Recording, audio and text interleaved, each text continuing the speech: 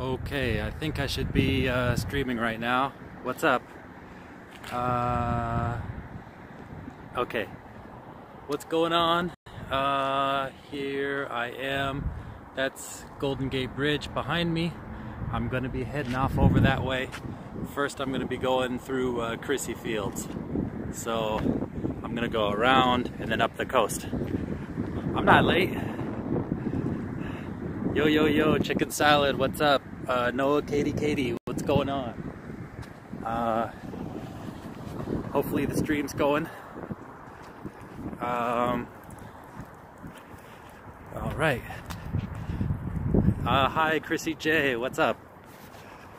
All right, so this is gonna be different. I don't think that there's gonna be too many, homeless people around here. But then again, you never know. I mean, look, over here, oops. There's some boarded up windows over there. I don't know what this building is. But, yeah. We're in the Presidio. It was a beautiful bus ride coming over here. There's a lot of rich people here. Yep, I'm back. And I got lots of news to talk about. But I'll wait for more people to come on the stream before I get into the major news. Oh, I already see like the top of a boat. I'll switch it to the front camera when I see more stuff there. What's up, dudes? What's up, Nippy and the Godfather over in Amsterdam, right?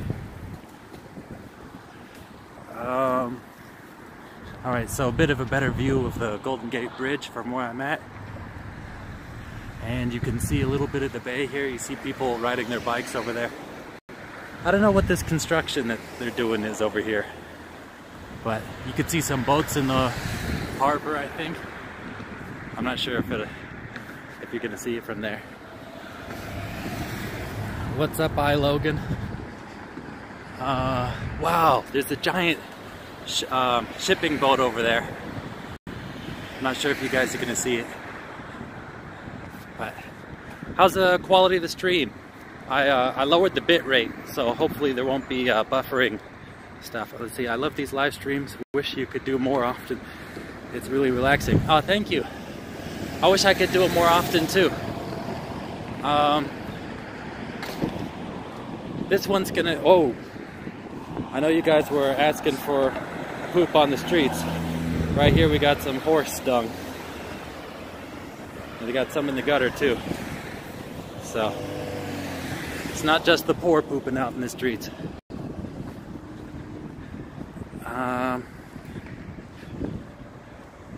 What part of SF is that? This is the Presidio. This is where the rich people live and where the tourists visit when they want to see the Golden Gate Bridge. I passed by many a multi-million-dollar house to get over here. I want to go fishing in SF soon. Man, you should come to Baker Beach. Isn't that a nude beach? Oh, hold on, it's pretty windy. Okay. So I didn't really map things out. I figure I'll just start walking over towards Golden Gate Bridge and figure my way out there once I get there. Okay. I didn't count on how windy it is, so let me go through this little path over here. I figure I'll go up, let's see, wildlife protection area, stay on trail. All right. So, Crissy Fields, I believe, is just on the other side of this. And if it wasn't so hazy, you'd be able to see the Golden Gate Bridge pretty well. See, I remember the guy last time you bought in some Starbucks. His stories were really messy. Yeah, they didn't really flow too well. Yeah, I'm gonna make a new rule. If I offer to get something for somebody, and then they ask for one more thing, then the whole deal is canceled. I don't like being pressured into doing it, when you're already offering and they push you into doing more. Is it hot there? No, it's not. It's a pretty idyllic temperature right now. The sun is warm and it's a little bit cool. I don't know if I'm going to be able to find what you want, say, in Strong. Is the Presidio wealthier than the Pacific Heights or Seacliff? I think Presidio is probably the most expensive neighborhood in all of San Francisco. But you know, there's a lot of different neighborhoods that could probably rival it. Let's see, 24 people, 22. All right. Wow, I see. There's a little plane flying in the air too, like a little two-seater. I don't know. Maybe I shouldn't. How's the quality of the stream? I cut down the bit rate, so I want to know if it's still good quality.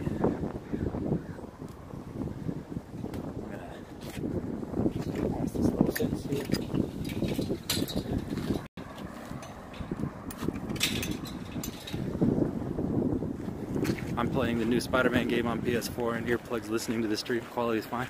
All right. How do you like the Spider-Man game?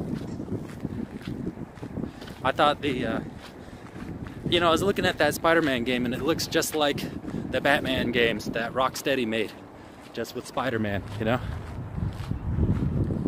Quality's good, okay. All right, so I guess I'm at a beach right before Crissy Field, and looks like the tide's pretty low. There's a boat out there.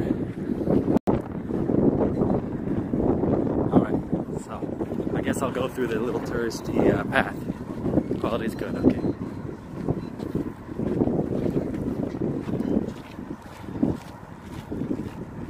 The Spider-Man game is so good, love the web swing. I'll probably wait for it to go on sale before I get it. Just because I have like a tremendous backlog. Oh.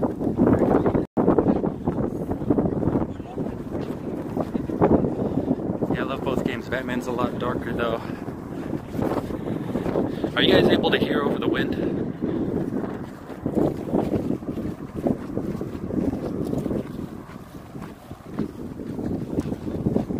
Let me switch over to the front so you guys can see. Oops. So that's where I'm walking. Hopefully I will eventually wind up at the base of that, and then I'll walk all the way over to Sausalito. Okay, can you hear fine? Okay.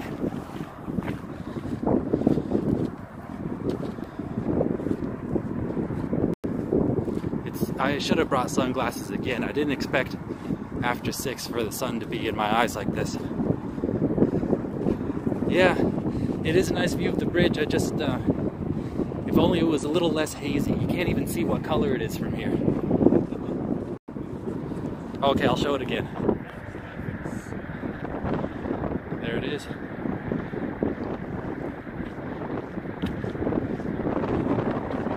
So it'll probably be, I don't know, probably like a good 20 minutes before I get to the bridge.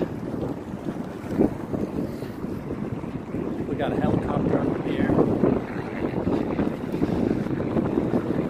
I really wish I could talk more, but I feel like every time I'm about to say something, there's wind blowing right in the microphone. I'm trying to take a little off the beaten path, but now I'm walking through sand.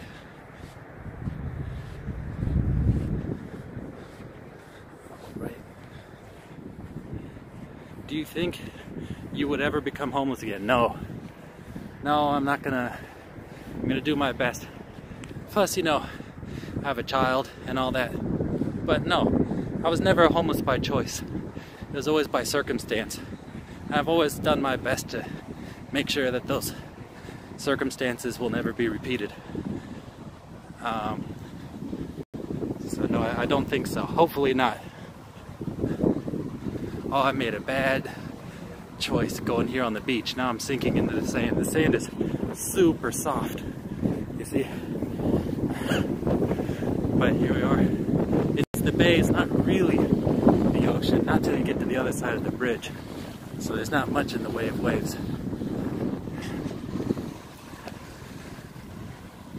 Let's see. Let's see. How long were you homeless, bro? I'm glad you made it out. It shows that you're a fighter and not a quitter. Well, I went into it a few times in previous streams, but you know, I was raised in the foster care system, and I was dropped off outside of a homeless shelter when I was when I turned 18, and so I struggled for it was probably like 4 or 5 months.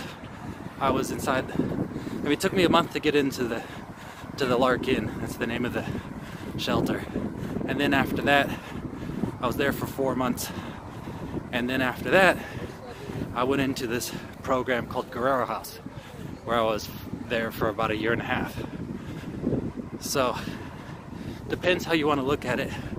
I was only ever inside of a homeless shelter for like 4 months, and basically living in a friend's house for 1 month. And I mean basically sleeping on the floor there, you know.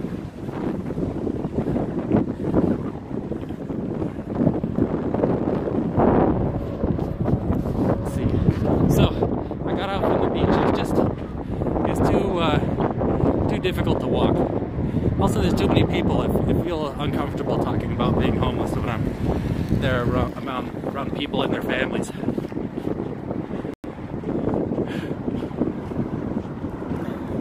When you were homeless, was it possible to save up money? What was the most money you could ever save at once? From Anton. Yeah, it was possible. I was actually working when I was homeless. I was sleeping inside of the homeless shelter, and I was working. There's a business here. I think it's called New Door Ventures, and they own a couple of businesses, and they hire youth that came from the foster care system, or people who were you know, struggling with homelessness and stuff. They have a print shop here, and a bicycle shop, and they used to have the name of the bicycle shop, by the way, is Pedal Revolution. The name of the print shop escapes me right now, but they also had a cafe over at the California Academy of Sciences, and that's where I was working when I was there. So yeah, I was able to save up a little bit of money, but I didn't get to keep all the money I was able to save up.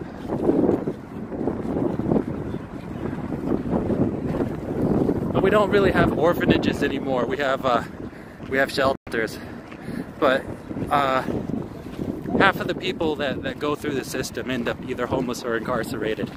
So it's a pretty big problem. Yeah, they actually do the opposite of preparing you for the real world. They strip you of all your privileges, and you're basically just there inside of a home looking at each other. To go to college, and they kind of limited a lot of the stuff that I wanted to do that would have actually helped me for when I moved out. A few people.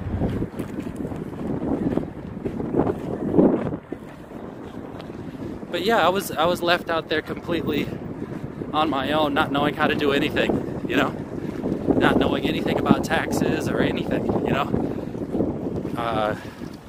just having to sort of figure things out on my own. Lee, what's your educational background?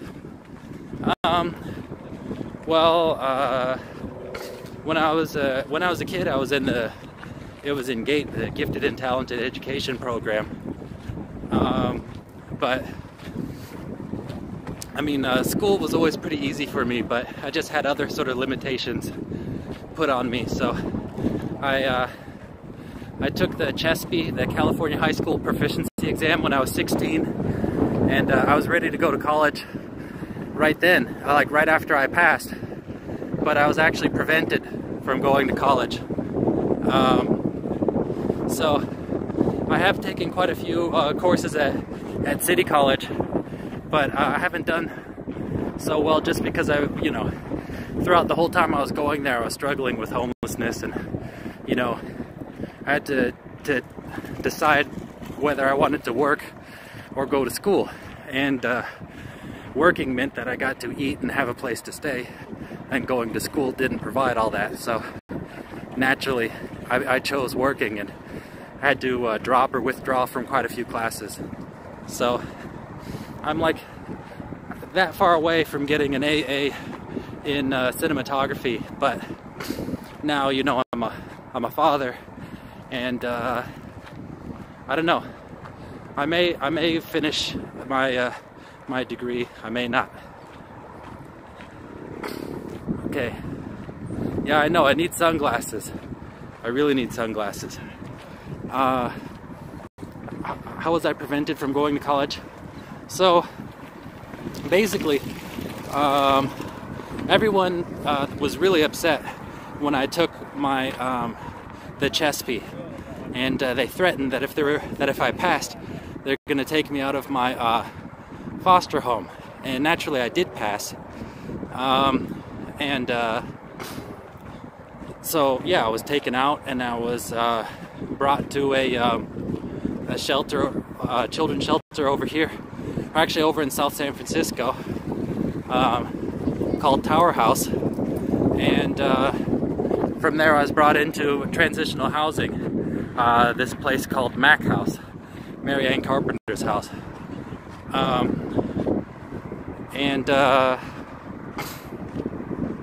So over there I wanted to go to City College, and they told me that the only City College courses that I was allowed to go to would be for getting my high school equivalency, or what's it, GED. And you know, I was thinking, like, well, I'm not thinking, I told them directly, like, why would I need that? I already have the proficiency. That's superior to what you guys want me to take classes for. Yeah, they made me go to continuation high school, to Ida B. Wells High School, because my credits were low, because I hadn't been going to high school, because I already took my exam the previous year and got out of there. So those are the ways they wouldn't let me. And I think, you know, looking back, I think they just get their funding based on me going to high school, and they don't get any funding for me going to college. Hi, Michael. I am doing well, although it is a bit sunny in my eyes right now. Thank you. Do I have any animals? Well, you know, I always wanted to have a dog, but no, I don't have any pets or anything. You know, I live in a pretty small place. I'd need to have a house before I could get any real animals. Alright, let's see, I made a little bit of progress on my journey towards the Golden Gate Bridge. It's right over there. And here again, this, okay, I think this here is Crissy Field right here. And Fort Mason should be around here somewhere. I think Fort Mason is still a little bit further.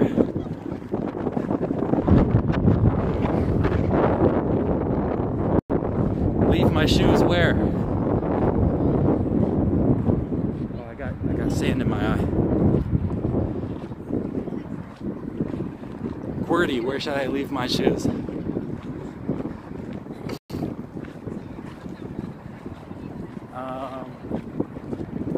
So how many people? We got 20 people in the stream right now. Anybody else have any other questions? I'm waiting. I want there to be a bit more people. Normally I have about 40 people, so throw them off the bridge. No, they have people all over that bridge. If I do anything suspicious, I'm out of there, you know? Thanks for doing this. I've never been to California. It is beautiful. It's a little bit dry, but I love it here. Actually, let me show you this. Over there, there's a bunch of eucalyptus trees growing over there. It's just greenery everywhere. Oh, look, You can see the city over there. If you guys can see over my finger, there's the Transamerica Pyramid, and I guess that thing is the Salesforce building. And over there is just a bunch of greenery and whatnot, a bunch of eucalyptus trees. The eucalyptus trees grow everywhere here. They were brought over from Australia in like the 1800s. 47 views. I know, but it's not about views, it's about people who are actually watching right now. I think a lot of people cut out because I wasn't really saying too much. Are you from SF? Well, I'm from the Bay Area. I've been in SF for quite a while. I've been here since I was 17. You know, even my dad was born here, so been here for a while. My great-grandmother was in Sacramento, so we have quite a few generations here in California.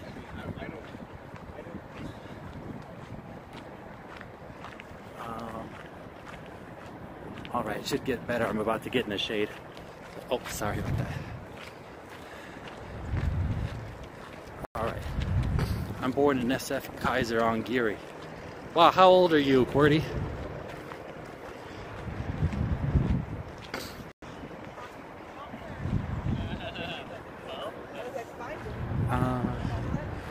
Did you have facial hair last time? Oh, 35. Oh wow. I didn't know it was that old. Oh look, there's a wolf carving. It looks like they're moving. It's on the back of that car there, that truck. I don't know what these houses. Let's see, Ocean Climate Center. Okay, I don't know what that is over there. Let's see. I don't know what these are. That says climbing, yoga, fitness.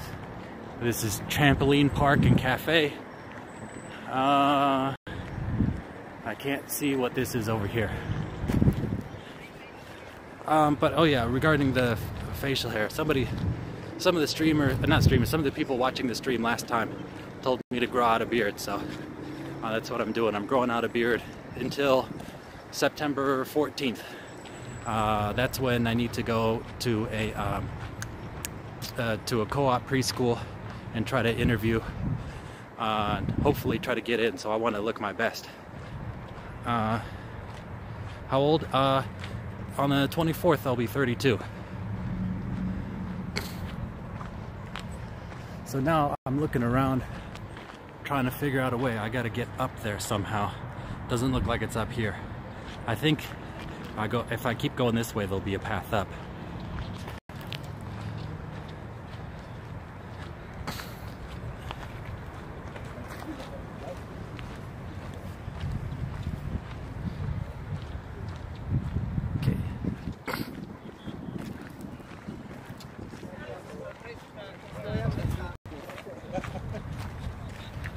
It's been a really long time since I've been down here. It's probably been like 7 years since the last time I was down here.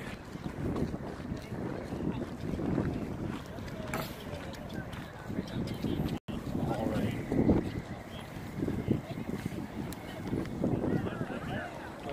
It says employees only. No public access beyond this point. I don't know who is an employee of the beach. Are you doing anything special for your birthday? No, I don't think so. Crissy Field is an old WW2 airfield. Yeah, there's a fort around here, Fort Mason. And in fact, there's forts on both sides of the bridge too.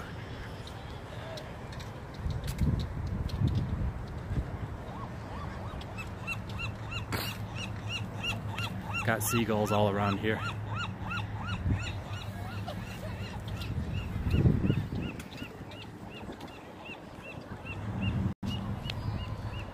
By the way, how's the homeless situation in Chinatown? I could go to Chinatown in another stream and show you guys what it's like over there. There's quite a few homeless people over there. And the closer you are to downtown, the more homeless people there's going to be. And I don't think there's been a lot of attention given to those people over in Chinatown. do you still do those recordings of crime? Well, no, I was thinking about it.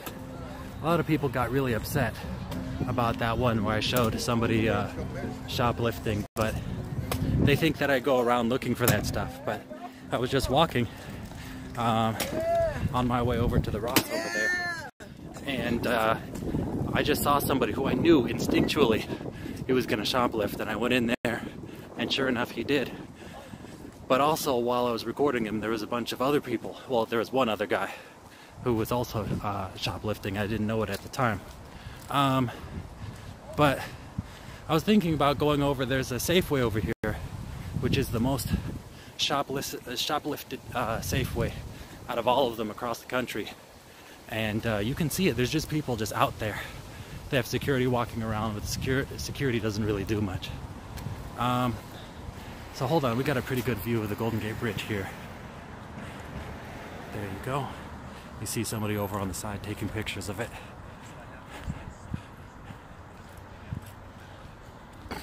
Let's see, you should watch the documentary on the Golden Gate. Oh yeah, it's called The Bridge. I have seen that. The guy who recorded that got in trouble for that too. Because I think he was on, like, he misrepresented what he was doing his documentary on, and I think he was on government property when he was filming that, and said that it was a documentary, you know, about the construction of the bridge or something along those lines. And they got upset with him when they knew what it was all about. Yeah, San Francisco is a crazy place. This Golden Gate Bridge is the #1 suicide destination. So there's like 50 people, I think, kill themselves a year off of this bridge. And so that works out, there's 52 weeks a year, that works out to nearly 1 person a week jumping off this bridge. But you know, no one wants to cover that information, and actually it's kind of hidden. They don't want to encourage that behavior. I'm getting closer and closer. Oops.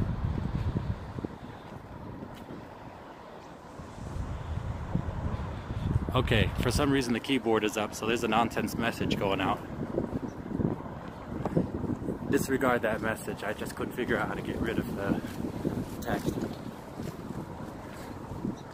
Alright, let's take a little look-see. So here they got a little pier over there.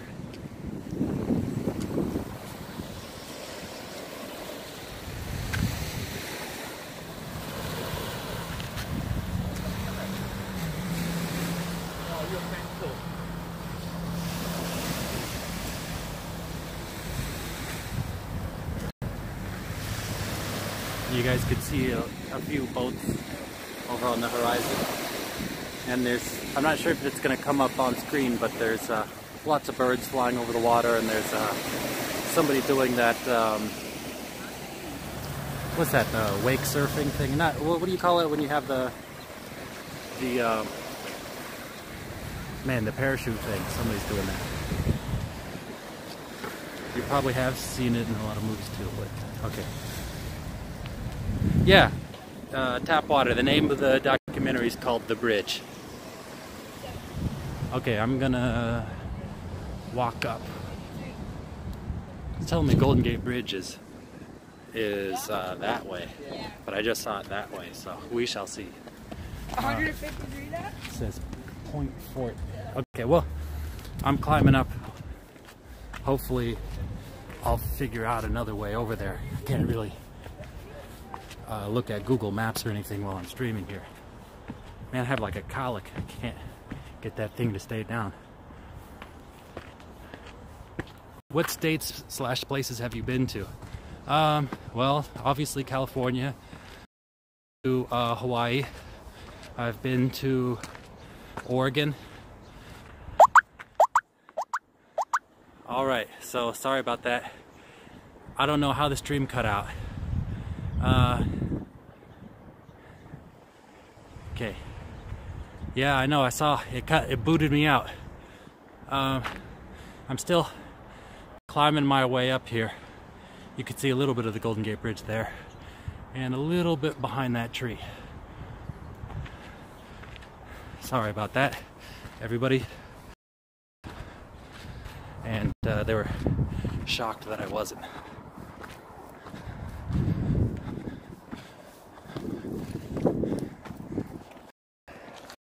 I'm gonna have to take a detour here. Oh well, I guess there's no direct route, so now I'm walking away from where I want to get to.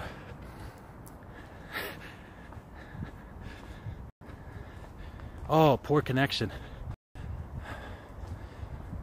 Oh. Did you take water with you? No, I didn't. All right. So, I may have to drop the data rate even more.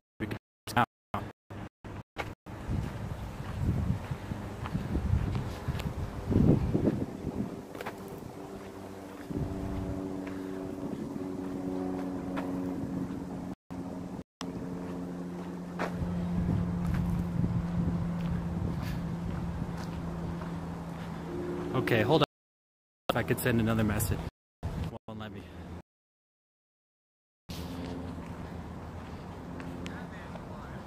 All right. So back in the, oh no.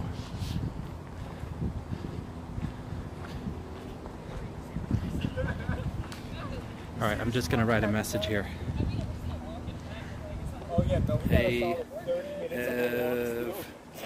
everyone.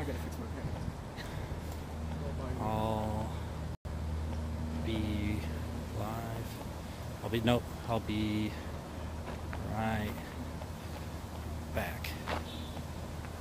Done. Okay, I'm gonna try to lower the bit rate. So I'll stop and start the stream again. All right. Back to Spider-Man. Well, not too long. I'm back. I dropped the bit rate even further. So hopefully it won't drop out as much anymore. But I am taking a bit of a detour here.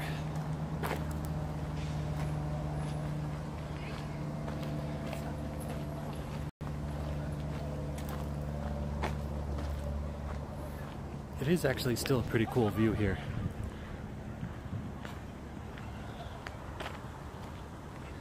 What's up, Freddie Mac?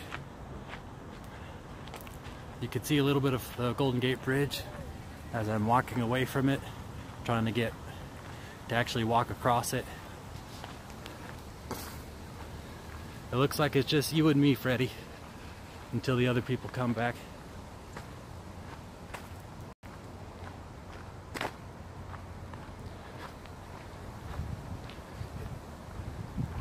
So hopefully the bit rate, hopefully it's not macro blocking everywhere. Oh, Michael Timich. Michael Timich is here. You need a backpack water bladder. Maybe just a water bottle. Okay, 27 watching. Alright, so Dudes is here. Tymic. Okay. Trail detour. Okay, so I think I got to the end, or I'm getting towards the end of the trail detour. And hopefully we'll get to the bridge soon and I can show you guys what it's like on there. Check. Okay.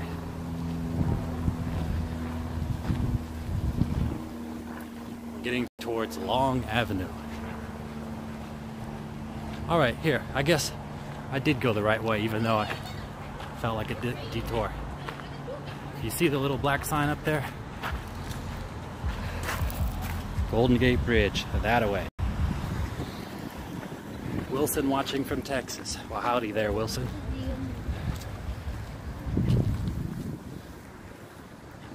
My mom was from Texas. I don't know where exactly from Texas, but she's from Texas somewhere.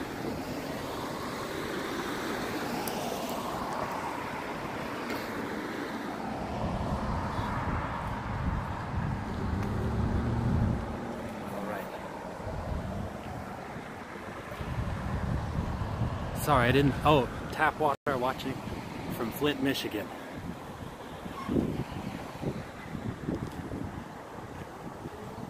How is it over in Flint, Michigan? How's the water over there?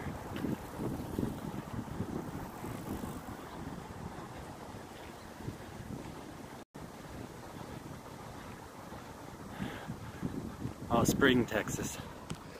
I'd assume that the water in Spring, Texas would be better than the tap water from Flint, Michigan.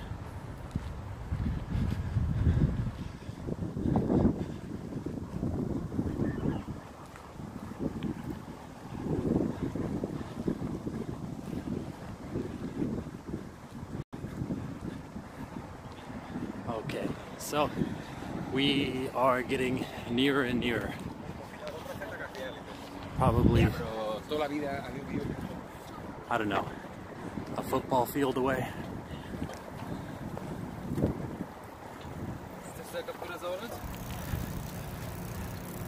So dudes watching from San Francisco. Well, sorry for you, so dudes, it's probably not too interesting. But, you know, somebody kept asking to see the Golden Gate Bridge, so here I go. Oh, don't worry, Freddie Mac, I got a huge power brick, so I should be good to go. The last... yeah, I'm back. I think it was just too much, too wild where I was before, so the signal dropped out. But anyhow, I keep dropping the bitrate. Hopefully it's not too garbage.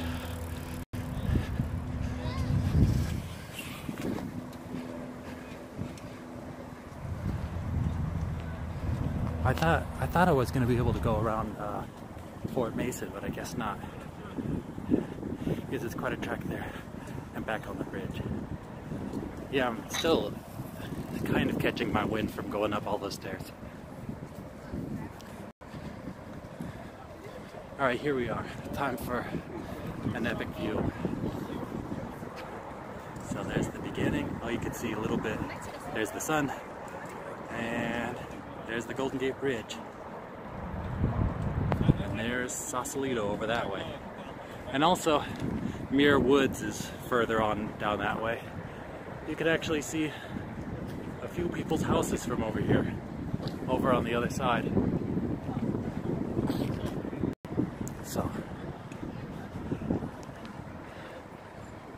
yeah, it is quite a journey.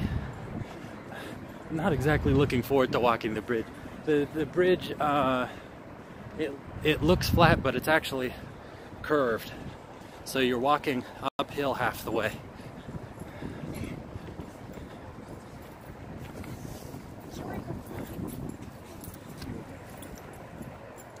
Okay. Hope there's a water fountain at the beginning of the bridge. I was at Muir Woods. Yeah, I actually wanted to ride my bike there one time, but it's actually pretty crazy to get over there. I don't know if I'm walking the right way. It feels wrong to be walking on a road here, but hopefully I'm going the right way. Oh yeah, let me see, I never heard about the tap water. It's a pretty bad situation. Got it, oops. Take a while before the pipes are replaced and everything's sorted out. People going, yeah.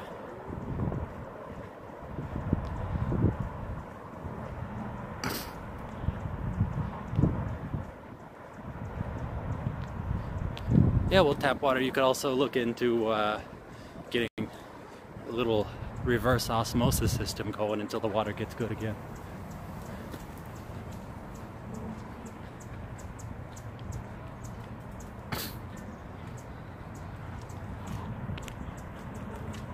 A lot of people taking their bikes up over here.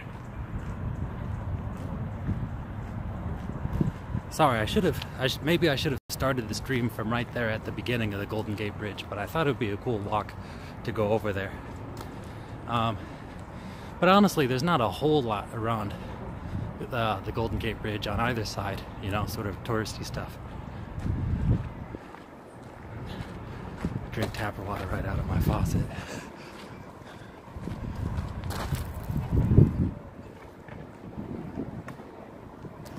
So again, I think this is another little viewing area.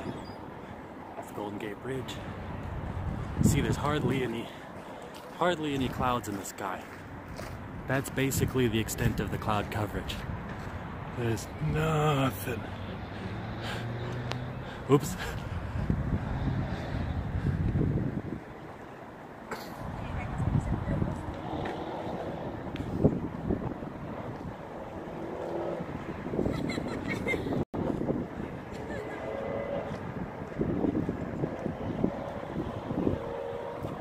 Yeah, the Golden Gate Bridge actually kind of scares me. Oh, they're saying something.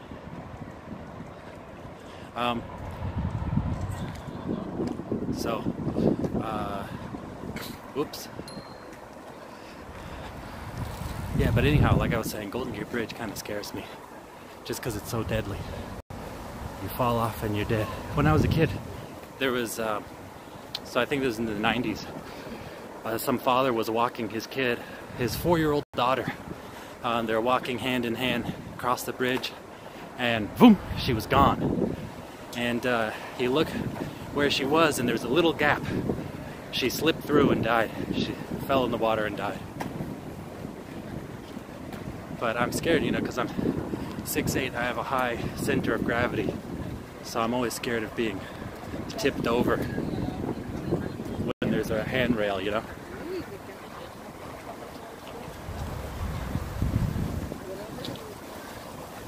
Yeah, some guy survived that fall.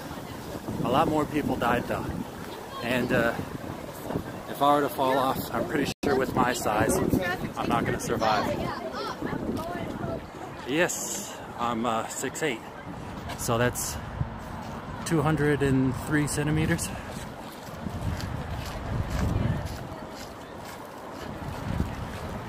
So as I cross this bridge, I'm not going to be next to the handrail.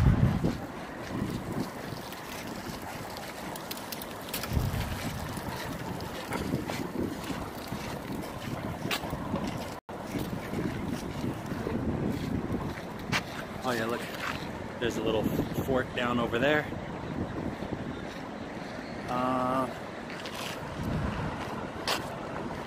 Yeah, there's the bridge.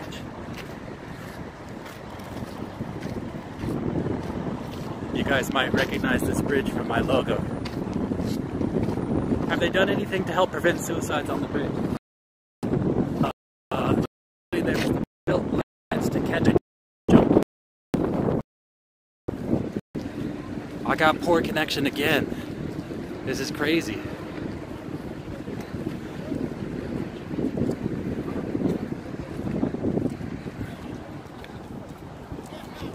Alright. So, sorry. Yeah, there's a net. Oh yeah, actually, I don't think you guys are going to be able to see it in stream. But around the pylons there's some net. But you know, if you really wanted to go out, you'd jump and land on the concrete. But people don't do that. Or they could land on that fort right there.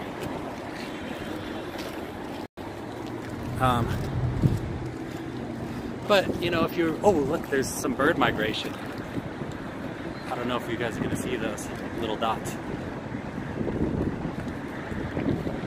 But, yeah, if somebody really wanted to kill themselves, I don't think a net's going to do anything to change their mind.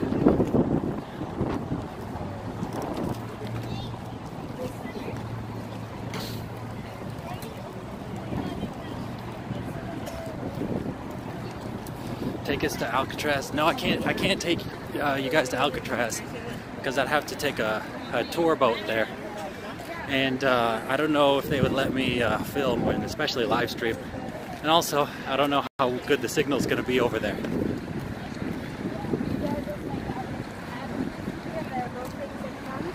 All right.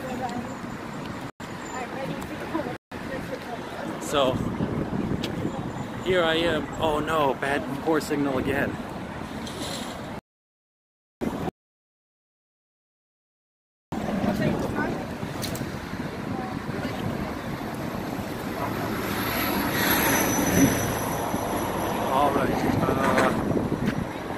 I don't know if I should go across because my signal keeps dropping out.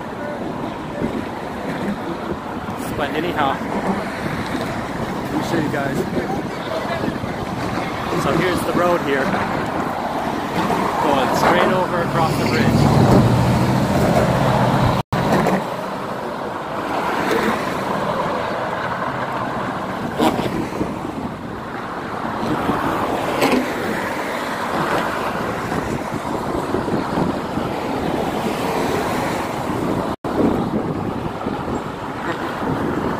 I should have brought some headphones so you guys could hear me a bit better. How many miles long is it? I don't know. Maybe somebody could look it up.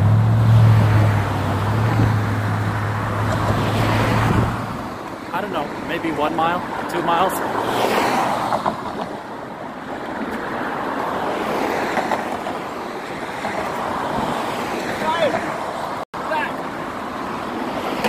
Oh, so I guess they did do something. They built a fence throughout the whole way. So let's see. Here we are.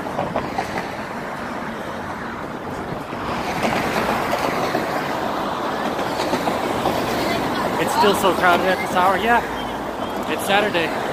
You know, the tourists are out here in full force.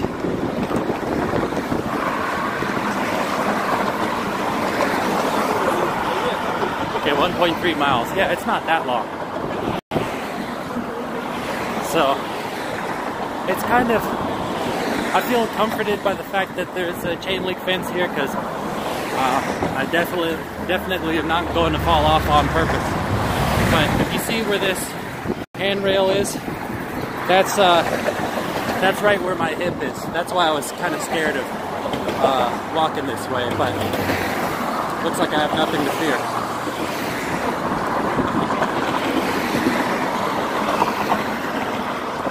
Golden Gate Bridge gives me anxiety. Yeah. I was having a little bit of night terrors last night thinking about walking across this bridge just because, you know, how low the rail is for me. And the fact that I'd be distracted with one hand up looking at the screen, you know, while I'm walking across.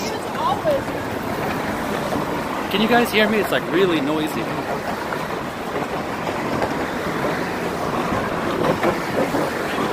I had no idea you were Chinese.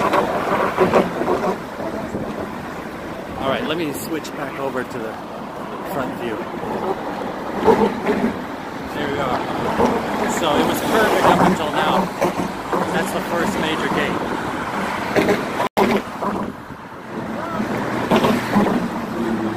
Okay, you guys can hear me. Alright. Yeah, if I were to come here at night, it would be a lot less people here.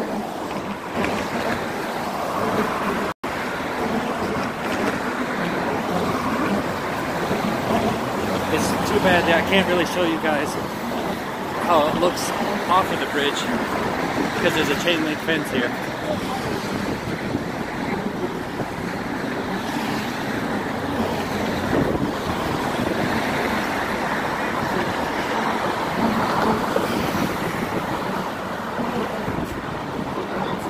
Okay, if I walk in the middle of it, okay.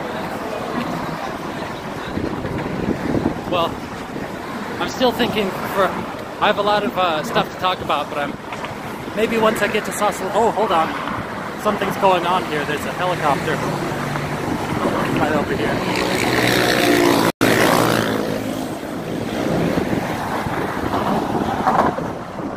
I don't know what that helicopter's all about. Oh, somebody just lost their hat. Oh. Look at this.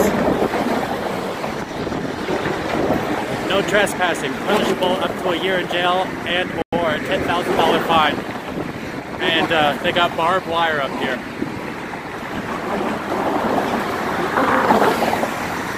And barbed wire over there. Wow, look at that. The Golden Gate Bridge needs to be painted. The thing's all scratched up. You know, it's crazy. There was a time where you could actually touch the Golden Gate Bridge. You know, you could touch the support beams. Yeah, it is a bit weird how the cars are here.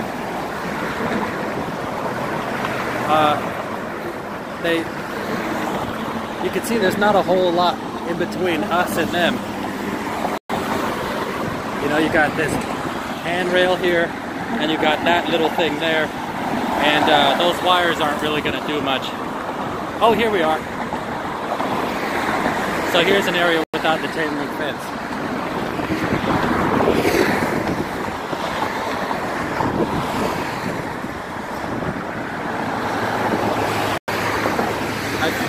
I think that's Alcatraz right over there.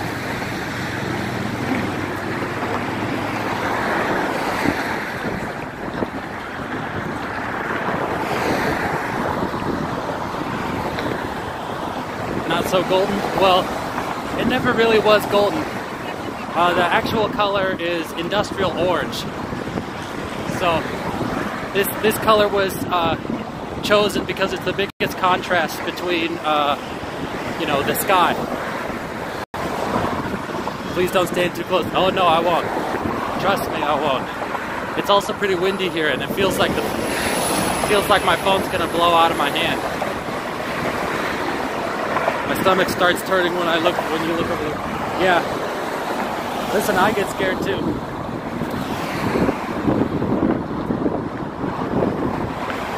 Wow, it's crazy. You can see a little cruise boat. It looks so tiny.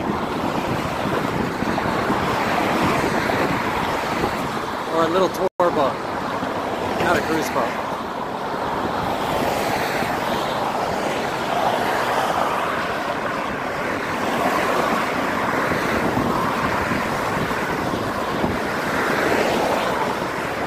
Excuse me.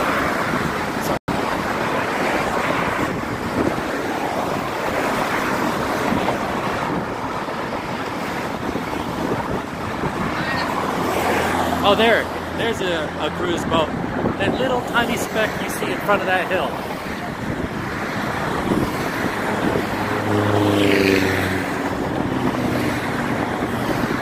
Oh, and actually, I'm not sure if you guys can see that over there over my finger. That's the Bay Bridge over there. It was actually built around the same time as the Golden Gate Bridge. And there's the city skyline. You can see the Salesforce building. And you can see a little, oh wait, where is it? There, the Point Tower.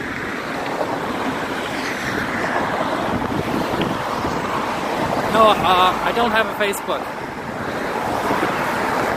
Luckily no one can walk the Bay Bridge.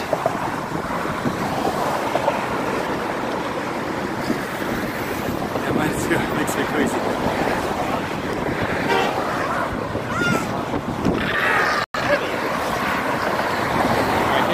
Lookout area.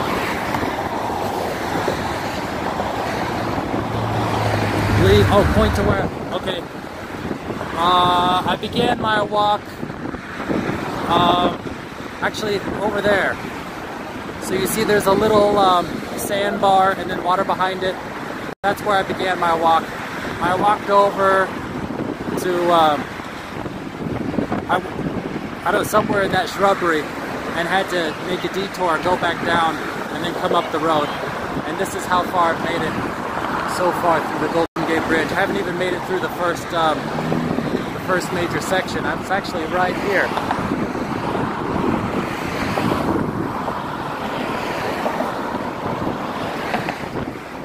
I just thought I would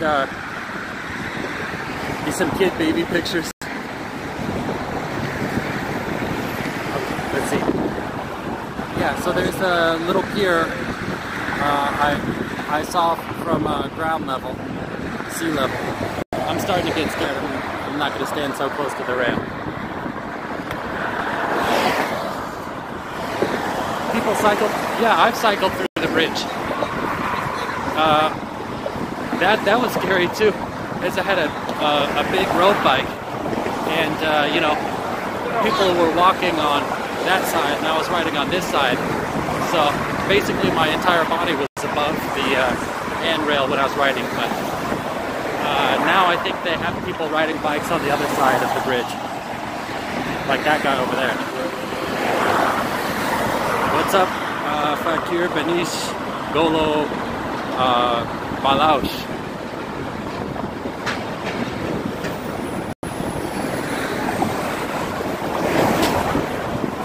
still have signs here. Keep right. See, they want you to be on your bike next to this rail and yield to pedestrians. So that was pretty scary. Well, listen, if you were a smaller person, it wouldn't be so intimidating. And so it got a little bit quieter here. Here's a little plaque that talks about all the people involved in the bridge. Another plaque. So right here, look at that. That's the bridge. I don't think people will see it from this perspective too much.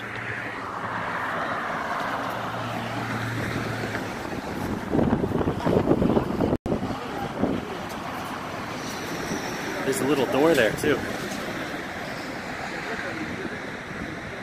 Whoa!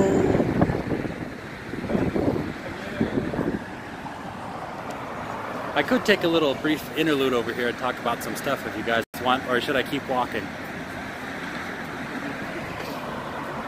Suicide hotline.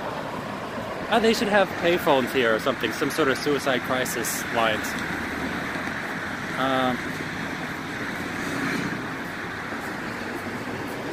They're right on the other side after 3 or 4 p.m. Okay. So what do you guys think? Should I should I hang out and talk here, or should I keep going across the bridge?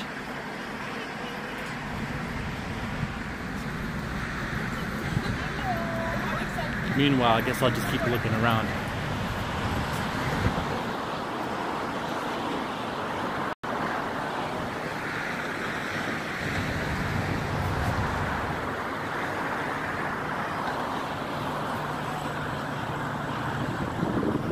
Talk to a tourist.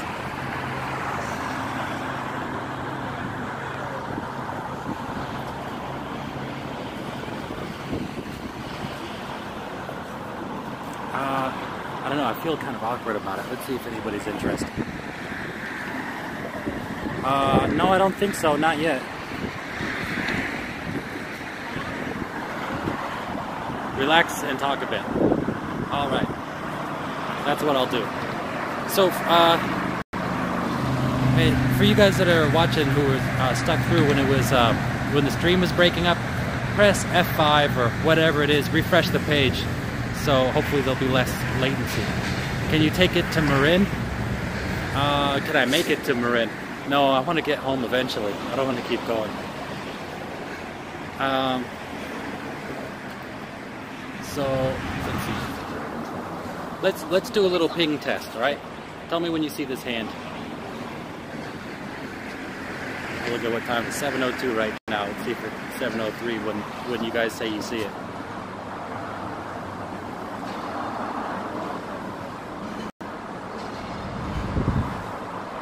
Can't see 23 people on there. See it. All right, so that was like, yeah, that was like a minute. Okay. So basically, let me talk about the channel there. So, as some of you guys probably know, I've been struggling with YouTube. A lot of people have been struggling with YouTube because they have these AI algorithms that constantly flag people's stuff. And there's no knowing whether or not they're going to flag you. And so you get demonetized, the traffic to your videos is throttled, and they don't feature your stuff, subscribers don't see your videos. You know, I uploaded a video a few days ago, and that video immediately got flagged before I ever made it public. And so I went and I changed. So it was the video of the Samoan preacher guy, and because one of you guys actually was asking for it, but I changed the information there. Like, for some reason, Google AI, YouTube AI, whatever you want to call it, does not like the two words Samoan and preacher. so I changed it to this guy, and suddenly it was acceptable, even though nothing else had changed. So I uploaded the video, and yeah, I mean, I made it public, and I was like, all right, well, now it's been approved. Let me go ahead and give it a different title that makes a little bit more sense. And I changed the title, and immediately it went back to getting flagged again. And this is the kind of crap that I've had to deal with for a long time on YouTube, and it's really frustrating. It's super frustrating. And in the meantime, people who are on my channel are getting upset that I keep, you know, that I was changing the wording on there, and you know, they thought that I was attacking that guy when I wasn't, or at least that wasn't my intention. And I don't know, all of this was pretty frustrating. I mean, on top of the fact that like 25% of my videos have been flagged, and I clicked for them to get manual reviews, but they're just not getting the manual reviews. What's up with the rip-off of the Bay Area comic book shop, Lee's Comics? That's actually my dad's store. I helped redesign that logo. In fact, here I am wearing this shirt. Underneath, you're talking about this logo here, Lee's Comics. Yeah, that's my dad. There's a reason why we both have the same name, Joseph Mack. But anyhow, so right now the only thing that I could upload to my channel without getting flagged is live streams. Everything else that I upload seems to get automatically flagged. And it wasn't that long ago that my entire channel was in jeopardy. You know, I think it was like 4 or 5 months ago. I got 2 consecutive strikes for some really old videos. And they nearly wiped out my entire channel. So what I've done, I mean, that's the bad news. The bad news is I don't think I can upload normal videos like that. You know, just because it's so frustrating.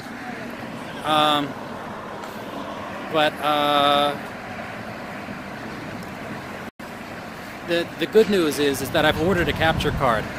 So I have a 4K capable mirrorless camera at home, and what I'm thinking is I'll just do. I still have some footage on my computer that I've never uploaded. What I'll do is do live streams where I talk to you guys, and then just basically live stream the footage instead of uploading it in its own format. And then I'll be able to talk about it, and hopefully I'll be able to go through that stuff faster.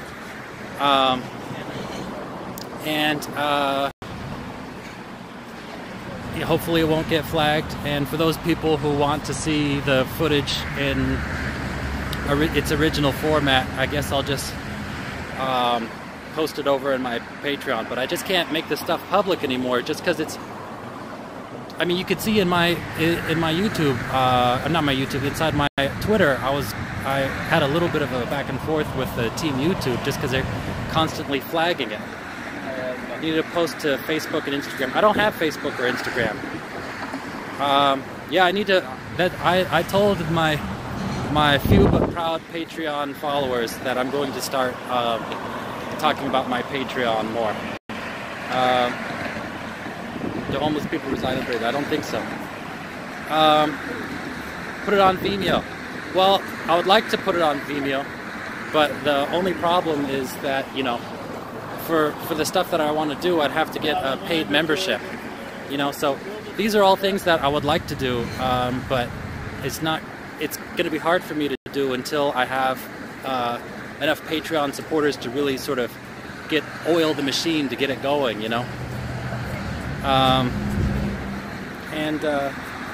You know, my home base is YouTube. You know, the whole idea behind the Patreon is to make it so it's possible for me to continue what I'm doing on YouTube, and to go on and do bigger, better things. So, I guess the main drawback would be you guys would have to watch the live stream to see the footage, and you know, because Google AI looks at all of the tags and everything, I can't really make it searchable if you're looking for one specific clip or something.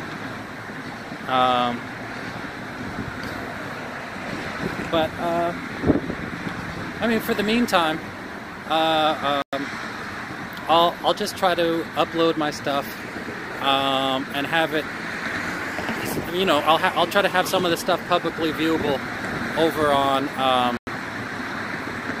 Patreon.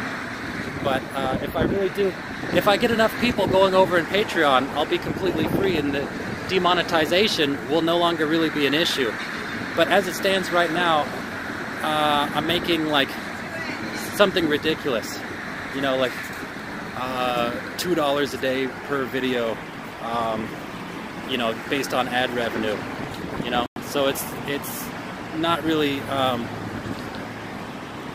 feasible, and especially considering that, you know, most of my videos are, it feels like most of my videos get flagged for demonetization. But put markers in the description of the stream clip. I was thinking about doing that. I was thinking about that. I will do that next time. I'll put a little banner, but I didn't want people to get upset about seeing stuff like on the bottom, you know. But if you do check out, I think it's that way. I think it's mirrored. If you check out over there, there is a little link over to my Patreon. So. Yeah, like I was saying before, it's good news and bad news. Good news, well, the bad news is that I can't put up the videos in the typical way that I used to, and have it on their own little videos. But the good news is you will still be able to see the videos in high quality, and I'll be doing. We could have a live discussion on there, and there could be a live chat as everyone's watching the video at the same time. Oh, I totally missed the story about the Lee's comics. Any relation? Yes, direct relation. That's my father. He's Lee Hester the Third. I am Lee Hester the Fourth. For Chelsea.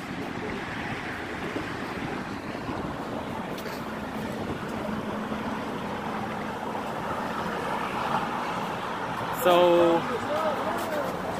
Should I get a move on? Should I keep on going? Or do you guys want? Should I stay here and talk about stuff a bit more?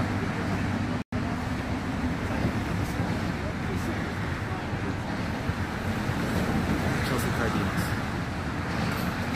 Put markers. Oh, in the description of the stream clips. Yeah, I see. I could for Bendit. Lee, I saw him all the time at San Mateo. Yeah, I think he closed the San Mateo shop. Now it's only Mountain View. What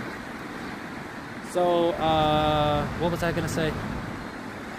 Yeah, I could put markers. I could put markers in there.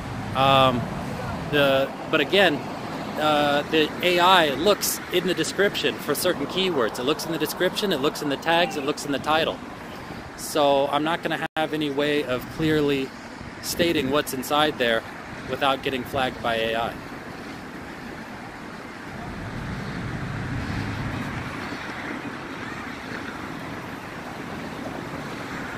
Okay, what's this? We don't need Lee becoming too big. Oh, there's poor connection. I just realized that. So I think I might have stopped. Spoke to him he's with the Silicon Valley Comic. Hold on, the connection seems to be dropping out again.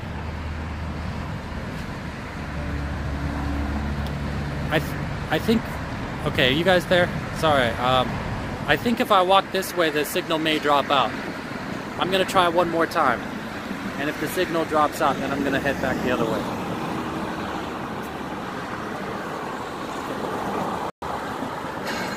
Have you ever met a fan?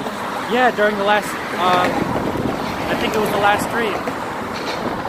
Or actually the stream before that, when I was walking downtown. It was one time only ever.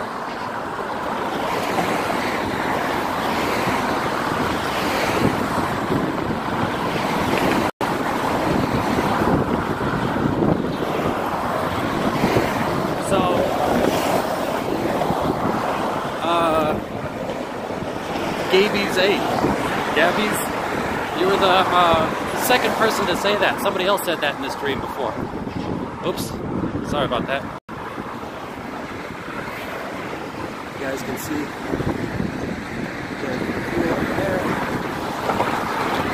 the wind's actually pretty strong. You can see. Oops. You can see a boat that was nearly going diagonal.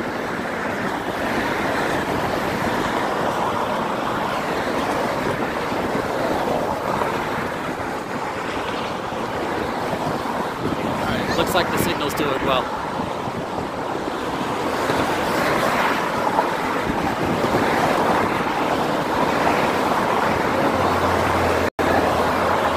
How many people are in the stream right now?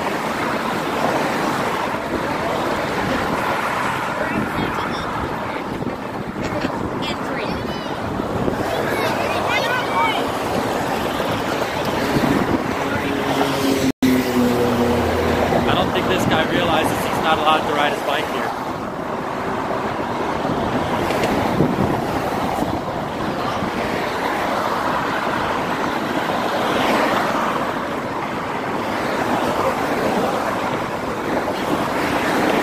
Versus Andre the Giant, who would pick? Obviously it would be Andre the Giant, you know?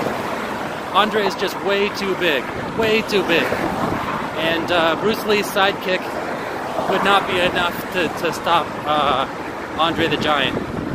Andre would grab a hold of him and that'd be a wrap. It is the reason why weight classes exist. Plus, keep in mind that you know, Bruce Lee was a striker. The wrestler's always going to have the advantage in a fight.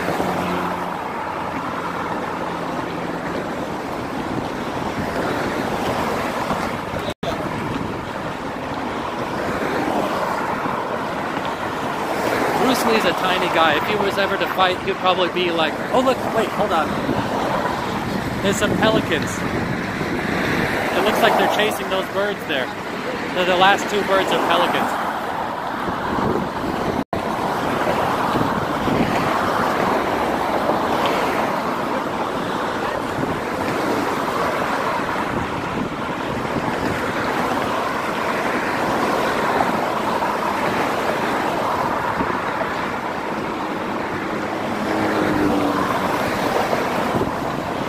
How many people are in the stream? I don't really see too many comments there.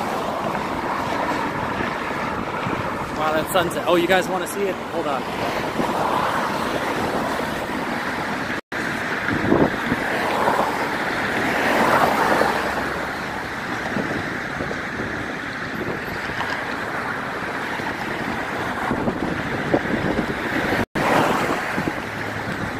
Yeah. And you can see. Oh no, you guys probably can't see the reflections off of the windows over there. 26 watching. Okay.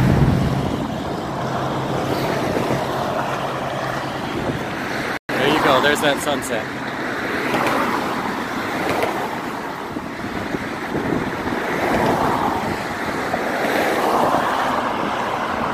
You picked the one day with no fun. Is that the Pacific? Yes. Oh yeah, I should mention that. That right there is the Pacific Ocean. Over there is the bay. This is the bay. So all of this is the Bay Area around here. And then Hawaii is somewhere off there somewhere.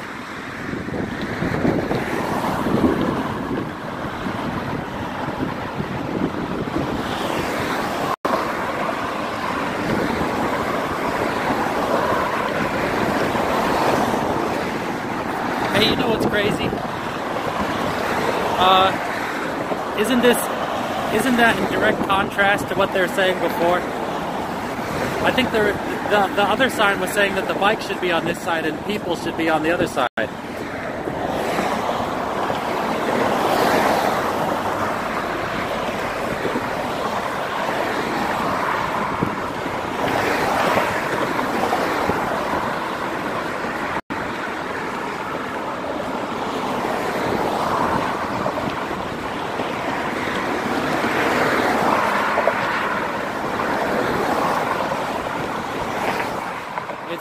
funny, they got, they have barbed wire from place to place on here. Over there, you might be able to just barely see it. There's barbed wire there to prevent people from going up that wire there, the cable.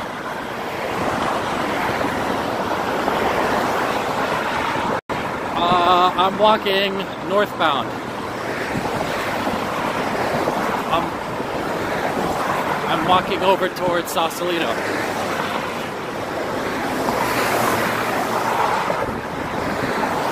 It is nice on the bridge.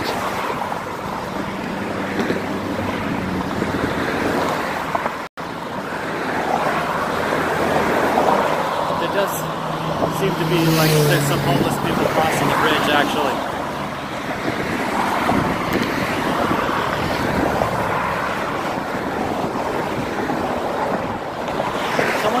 Once I get over on the other side of the bridge, I don't think there's much else to see around there.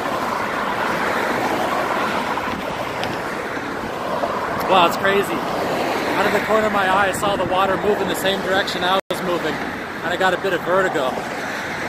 You see, as I'm walking, it looks like the water is stationary. But if I stay still, you guys can see it's actually moving that way. Look, there's a little boat going on there.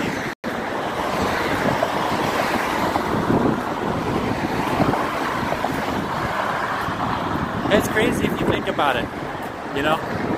If it wasn't for this bridge, I'd be directly over the bay, you know? Straddling the line between the bay and the ocean.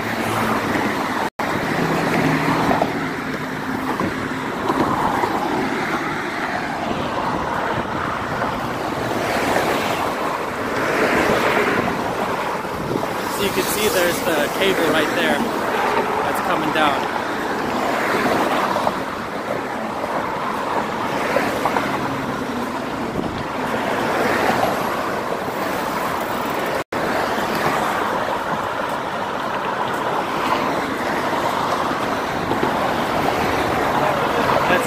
Officer on a bicycle right there. Oh, there's birds flying right over. Oops. There's a bunch of birds flying right overhead.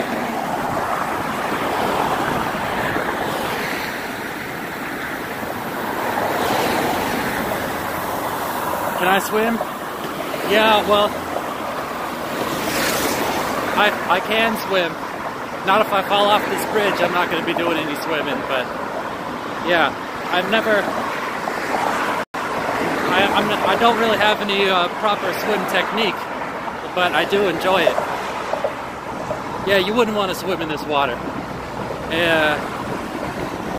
It's not going to be too long before you get hypothermia.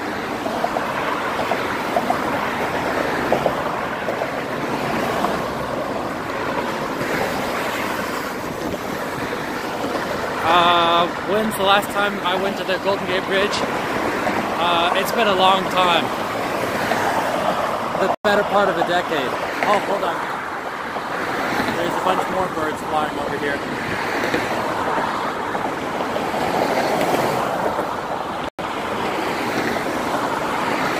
There's the last few stragglers over there. So here's the crisis counseling right here. Says the consequences of jumping from this bridge are fatal and tragic. There is hope. So there's no actual phone. You would have to press that button.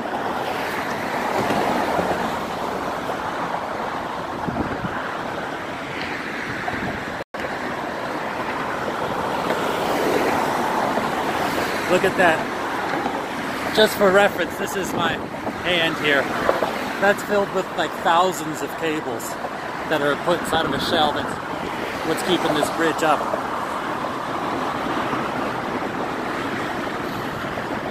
I mean, just this little cable right here.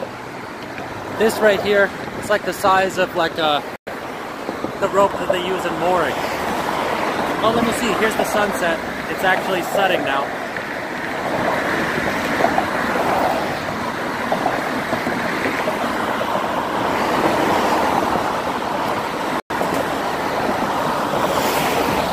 How do drug dealers afford to live in SF?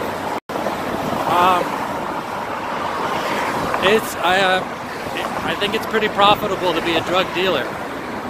I don't think that there's any financial limitation if you're a successful drug dealer. It's the drug addicts. But there's a lot of money. People who are addicts have an incredible ability to make money. So, like, people can make hundreds or even more a day. There's an incredible drive that pushes them to do so. So those people who deal the drugs, they make lots of money. They make tons of money. The only reason why they wouldn't make money would be if they're an addict themselves. But you know, a lot of the people who do deal drugs are also addicts. You know, those people who are addicted to crack and meth and heroin, they go over and they get prescription medication, and then they sell that. You know, they sell Percocets and other things like that to get money, then to buy more of their drugs. Do I think the homelessness and drug addiction is getting worse? Well, the homeless problem definitely looks to be getting worse. Yes, I would say yes. It looks like the homeless problem and the drug problem is getting worse. Now, San Francisco's always had a homeless problem. They've always had a drug problem. But it hasn't always been so open, you know? Every time that I go on Muni now, or on the BART, I'm seeing something crazy, you know? Whether that's people injecting on the BART train, or people drinking like liquor on the bus, or, you know, I mean, you could see, if you go over to Civic Center at night, you're going to see people injecting inside the station or around the outside of the station. Yeah.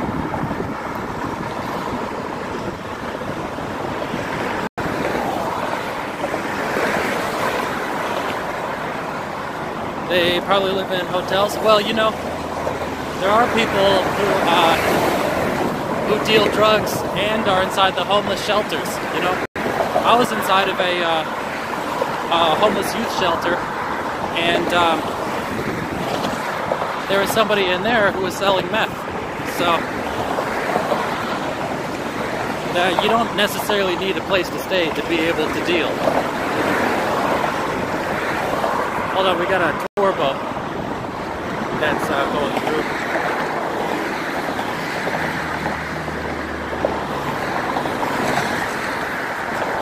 That little boat is actually a little tour, a tour ship. I think it's going to go under the Golden Gate Bridge and then it's going to turn back around.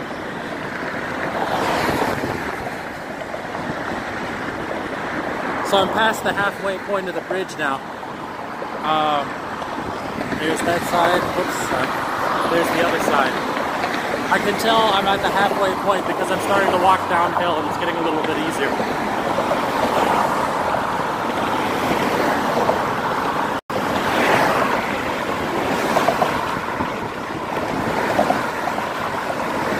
Yeah, the crazy thing is addicts make so much money.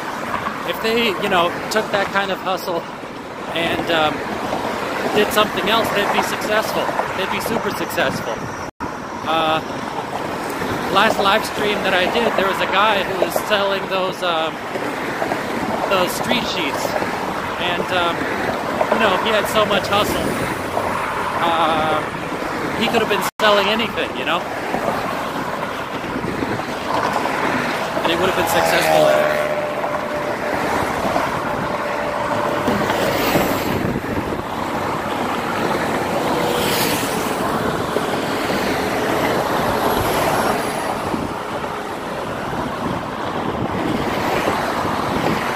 Oh, there's the boat. It's going under the bridge.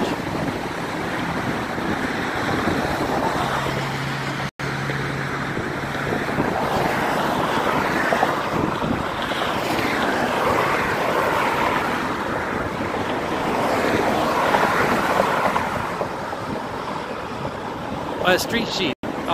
That's a newspaper that's made by homeless people, and it's designed for the homeless people to sell and make money.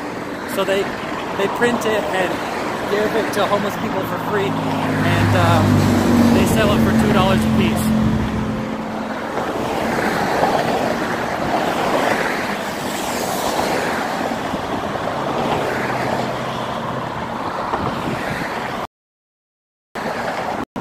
Oh, poor connection again. So there's a little lookout area over there. You guys probably can't see it, but there's people who are looking back out at the bridge from there.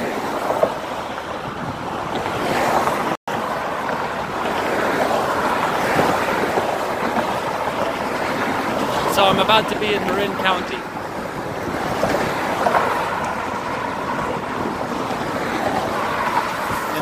In about 30 seconds, I'll be in Marin County. Is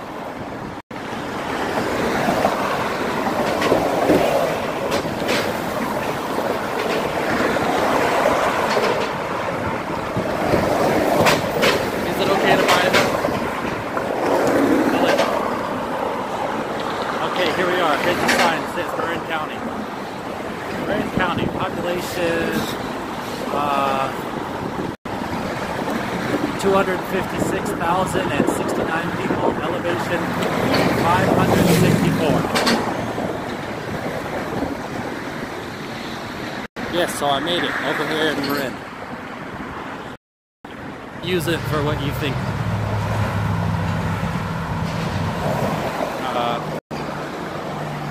Look at that. Yikes.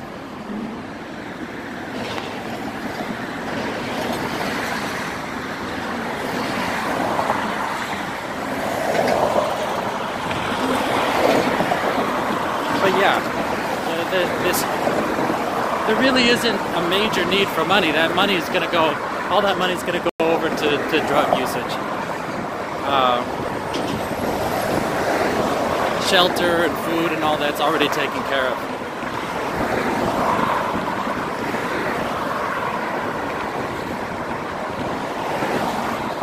Oh, there's a fence now. A while ago they didn't have that. Yeah, I know.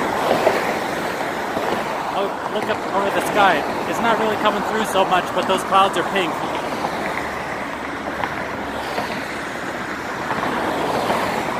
I know the connection's messed up.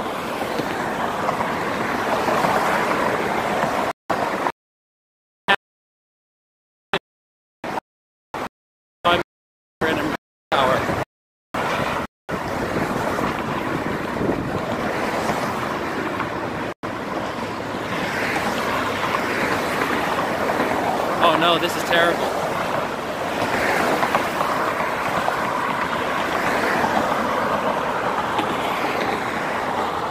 Alright, so it looks like the connection is okay for now. Hey, if oh, they're telling me to lower the bitrate. Okay, well, I'll do that next time. If any of you guys are working over at AT&T or Verizon or something,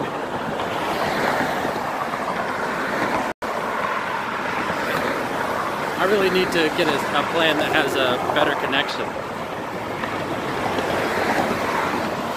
Alright.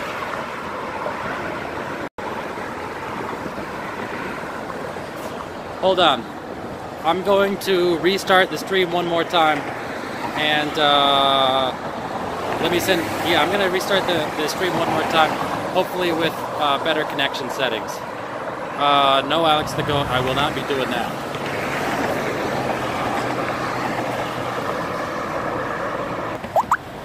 So anyhow, I'm back. Okay, who is my carrier? I got T-Mobile.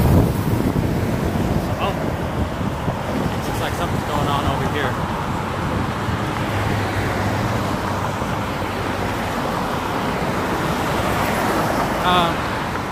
Yeah, I don't know, it's not cutting it. Plus, last time I was streaming, I hit the 50 gigabyte limit, and they told me they're gonna throttle me, but it's got reset. So yeah.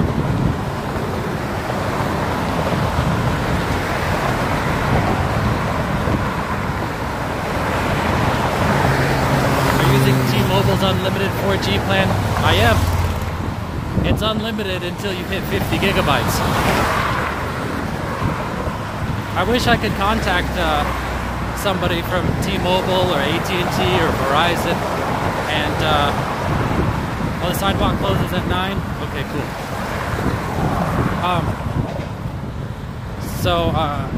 Yeah, I wish I could contact somebody and say like, hey, I'm a streamer. I need to have, you know, a high quality bitrate. I need to have higher priority so I don't keep cutting out.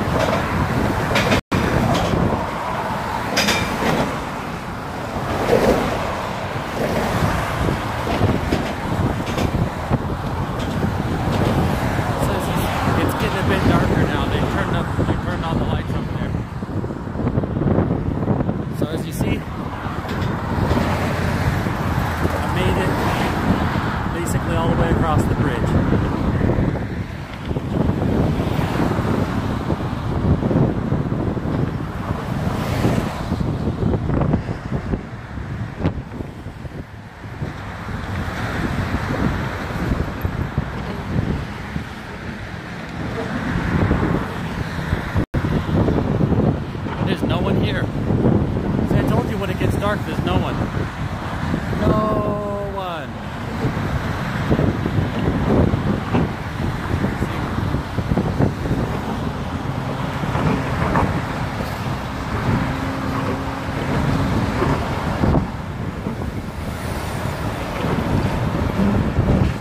You can still walk back. Yeah. I've ridden my bike across the bridge before, and it was at night. And they didn't want to let me ride my bike back, but I was like, I live in San Francisco, I can't just stay here.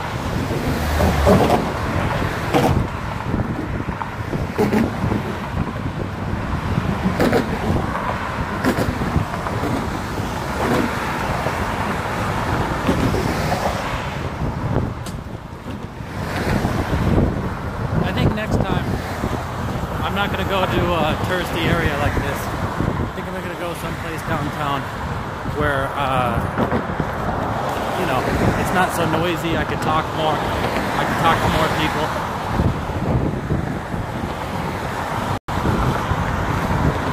How many people are in the stream right now? There's 19, is that right?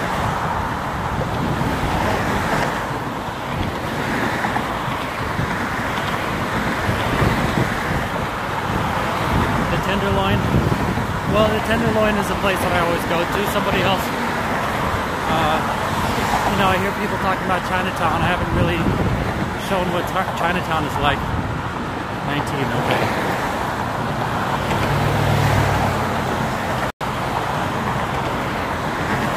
So, I'm basically at the end of the bridge. I'm thinking about heading back. There's not really a whole lot to do over here. There's the bridge where I came from. I think I'm going back.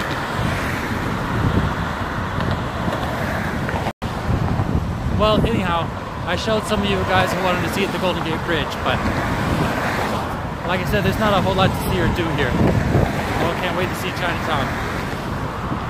Yeah, there's some cool places in Chinatown. There's some not so cool places in Chinatown.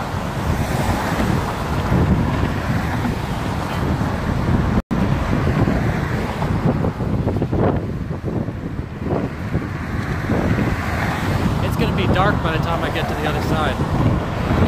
No problem, Jimmy Salad. I think it was you who was asking to see the Golden Gate Bridge.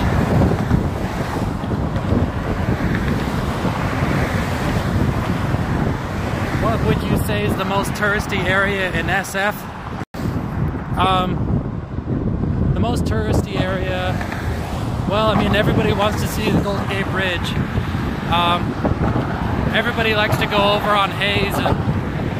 Oh, it's getting real windy now. Everybody likes to go see the Full House houses. You know, the painted ladies.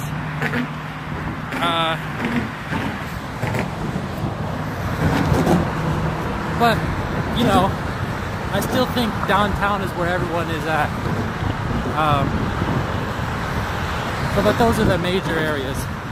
I think if people are traveling to come to San Francisco, they probably do the full gamut. You know, they see the bridge, maybe they take a tour over to Alcatraz, over yonder.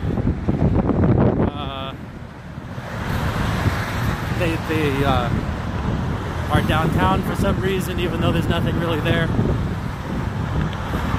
I've never seen the night life view from Gold Gate Bridge before. Can you show the view when it gets a little darker?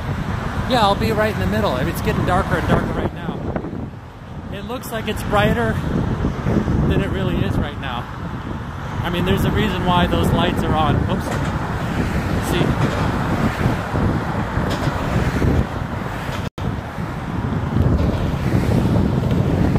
Right now it's twilight.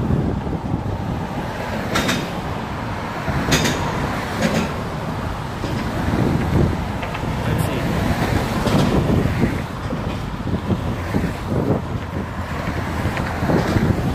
You can see. Oh, hold on. Oh, the focus is not going. I'm not sure. It's not showing up in the stream. It's actually darker than it appears in the stream. There's lights twinkling, but I think the bit rate's too low. Yeah. Chicken salad is probably the same. Oh yeah. For you guys over in LA, I mean, we're the same time zone. Of course, I don't have as many buildings around, but yeah, it's not actually this bright.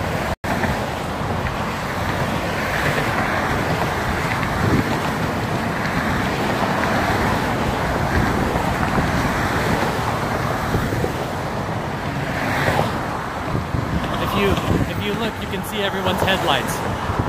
Not everyone drives with headlights when it's as bright as it looks on screen.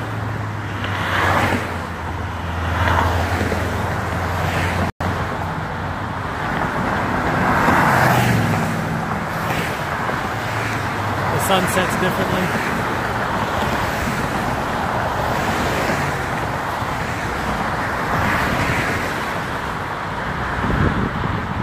What are you saying? It's not that different. LA is not that far away. But I guess, you know, you could be in a valley, so that the mountains could be blocking off the sun.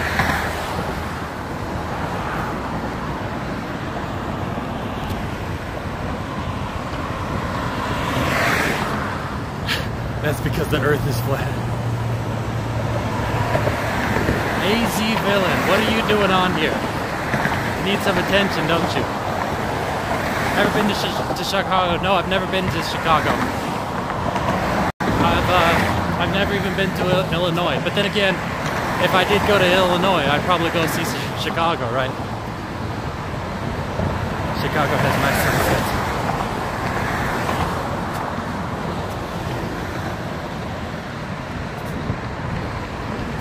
Let's see.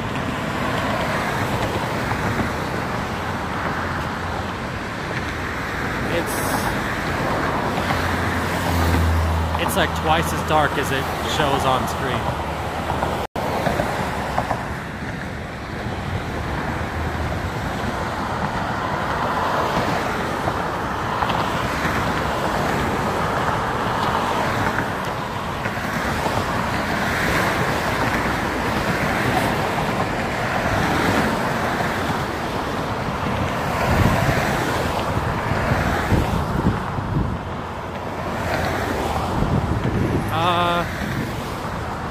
Yeah, I think he may have been banned. I'm not sure. AZ Villain, say something. AZ Villain, I want to hear more of what you have to say. Yeah, I think he's gone.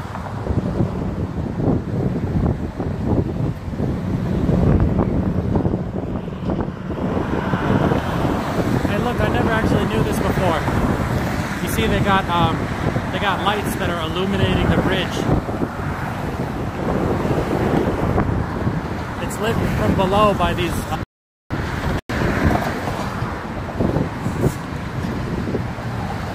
So wow, it just went super quiet. So the connection just lost stability again. So I think it was just from switching over towers. Oh look, there's more birds.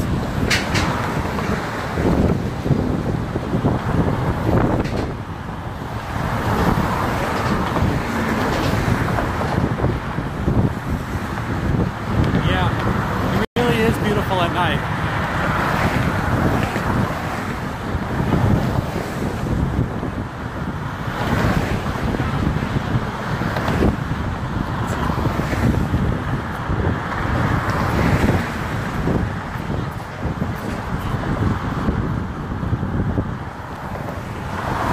Where the sun set over there.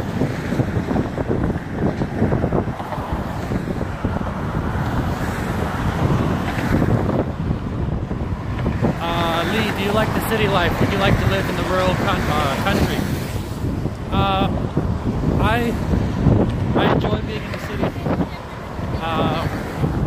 but I don't like living like an animal, you know? I don't like living in a confined space, and I don't like not having a house. So, yeah, I would like to live in a bit more rural place. You know, I'd like to have some nature around. I really don't like, you know, the artificial look and feel of the suburbs. You know. Lee, do you have any hobbies? Well, yeah, I mean, I have lots of hobbies. But right now I can't really do too many of them. You know, I always like to ride my bike, and you know, I like movies, video games. I like MMA. And by the way, don't spoil it. There's a UFC event tonight that I'm looking forward to seeing. Yeah, I used to do fine art, you know, like figure drawing and portraiture. What's my favorite television show? I don't watch TV. I don't have any TV service. I don't have cable. I don't have Netflix. You know, I only have so much leisure time as is, you know, and I have a huge backlog of things that I want to see and do.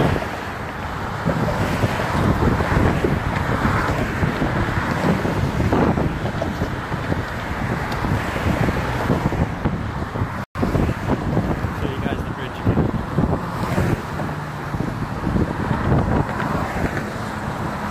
Oh, here's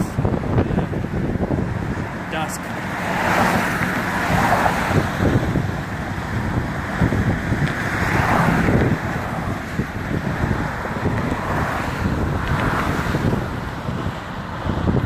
What's your favorite television show? Chicken Salad? And, so dudes, what are your hobbies?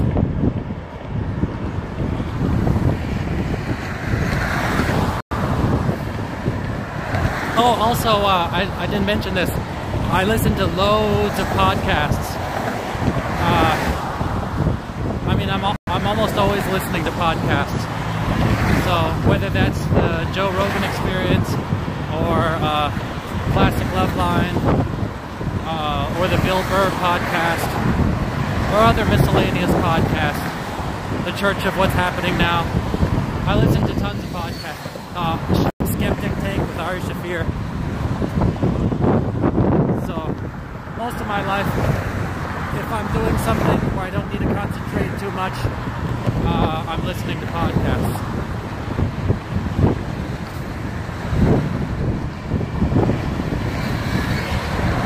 Let me see if you guys can see what it looks like now lit up in the city. It doesn't want to show what it's really like. See how grainy it is? It's because it's actually quite dark. It's blowing out the lights of the city.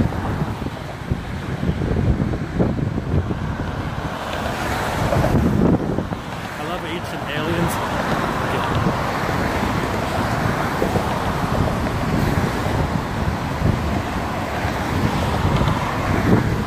Oh wow.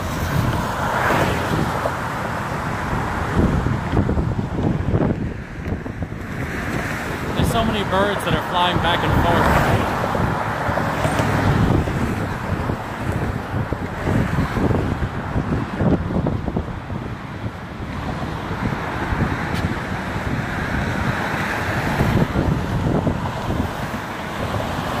Playing video games and hiking mostly, but rarely have time now due to college.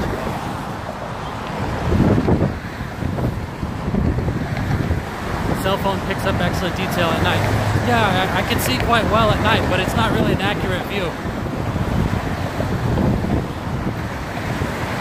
Oh, what medications were you on and when did you get off them? I was on Prozac for 2 years and gained a lot of weight, but it messed up my emotions.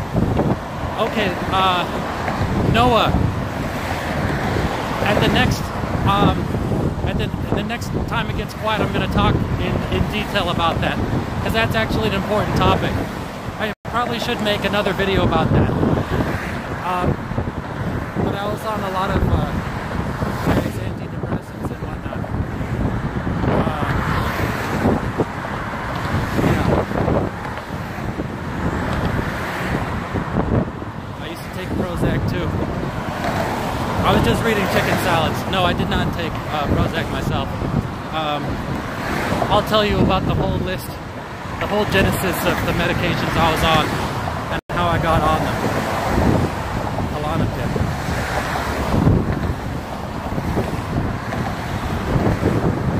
So Prozac, that's for ADHD, right? Or is that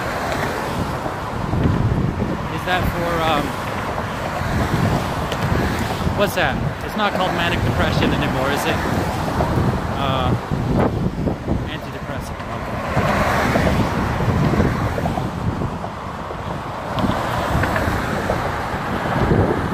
Anxiety and depression.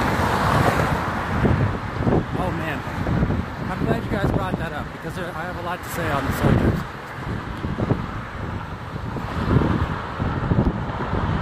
So when I get to the base of this tower, there's a quiet area where I'm going to talk about it. Rooster. No, I don't have a car. Chicken salad. I suffer from bad anxiety. Well, you know, there is a link between marijuana usage and panic attacks. So maybe you can experiment with maybe curbing a little bit and see if that has any effect on you.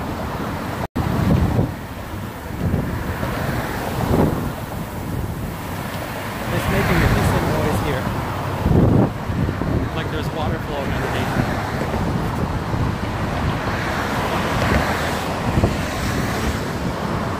Why don't you get a small dirt bike to get around? Well, how am I going to do a live stream? How am I going to stream while I'm on a dirt bike?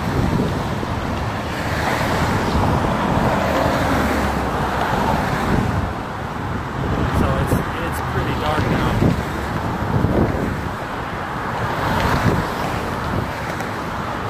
Let's see one more time.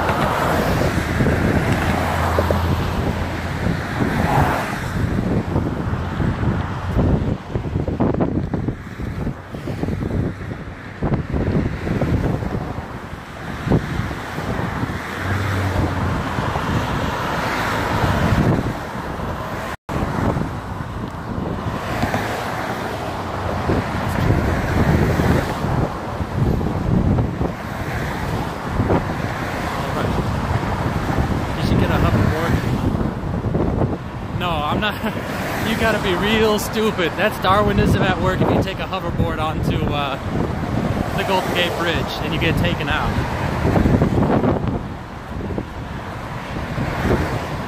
I'm actually surprised with how well I'm showing up. This is my number one feature. Getting expensive. How much is the toll now? I don't know. I don't drive across. I don't drive.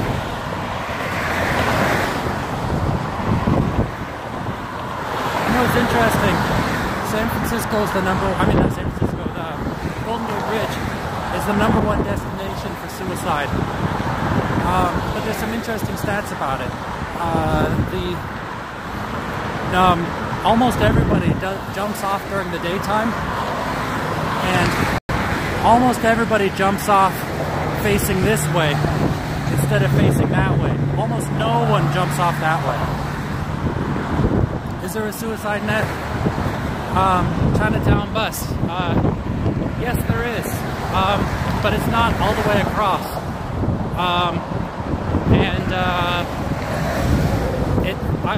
If you scroll back in the video, you will see, or I guess back would be that way for you guys, right? If you guys scroll back in the video, you'll see where I was looking at it from the side, and you can see there's places where there are suicide nets, and there's places where there aren't suicide nets.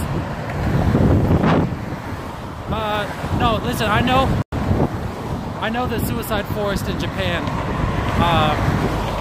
and I knew about it well before the Paul Logan stuff, but I'm talking about inside the United States. But also keep in mind, people will travel from around the world to kill themselves on the Golden Gate Bridge. I don't know that to be true for the suicide forest. I believe there's Japanese people who kill themselves in the Golden Gate Bridge. And the suicide forest is not a tourist destination unless you're going to be an a-hole, you know?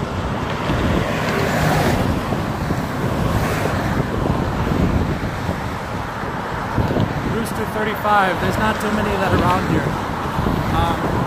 But as we get back into San Francisco, maybe we'll see some, especially at night.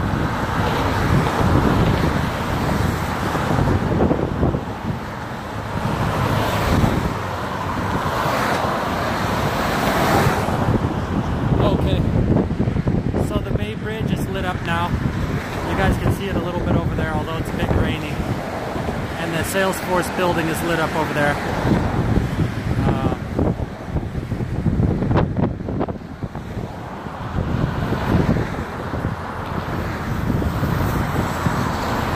How long am I going to stream for? I'm going to stream until I feel like there's not much to talk about anymore. I'm going to play it by ear. I don't know, maybe another hour. What's y'all's time right now? Yeah, it is. Let's look back. Oh, that side doesn't look as cool. I think this looks pretty dramatic.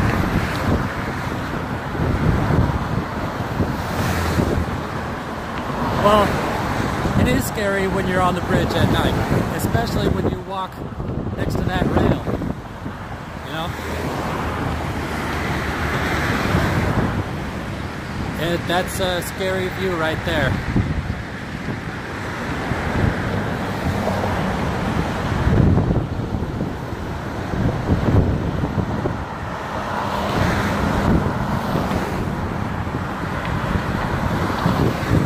Let's see what time it is. Yeah, it is 8.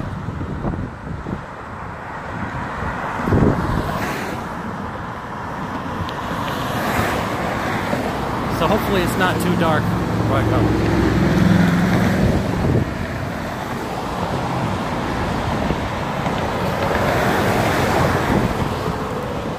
Okay, yeah, because the instant if you fall. Well, you know what? That's not exactly true, you know? Just because most people die when they hit the water. I mean, most people die when they jump in. But I don't know if it's the fall or it's the drowning, you know? It may be that you fall and you get paralyzed and then you drown, you know?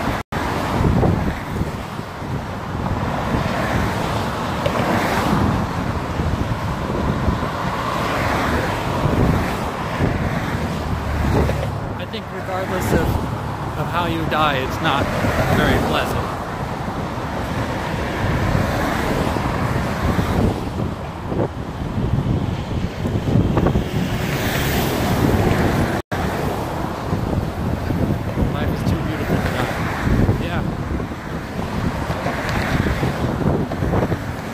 all die someday. No need to rush it. All right. So here we are. Okay. Am I afraid of death? No, I'm not afraid of death.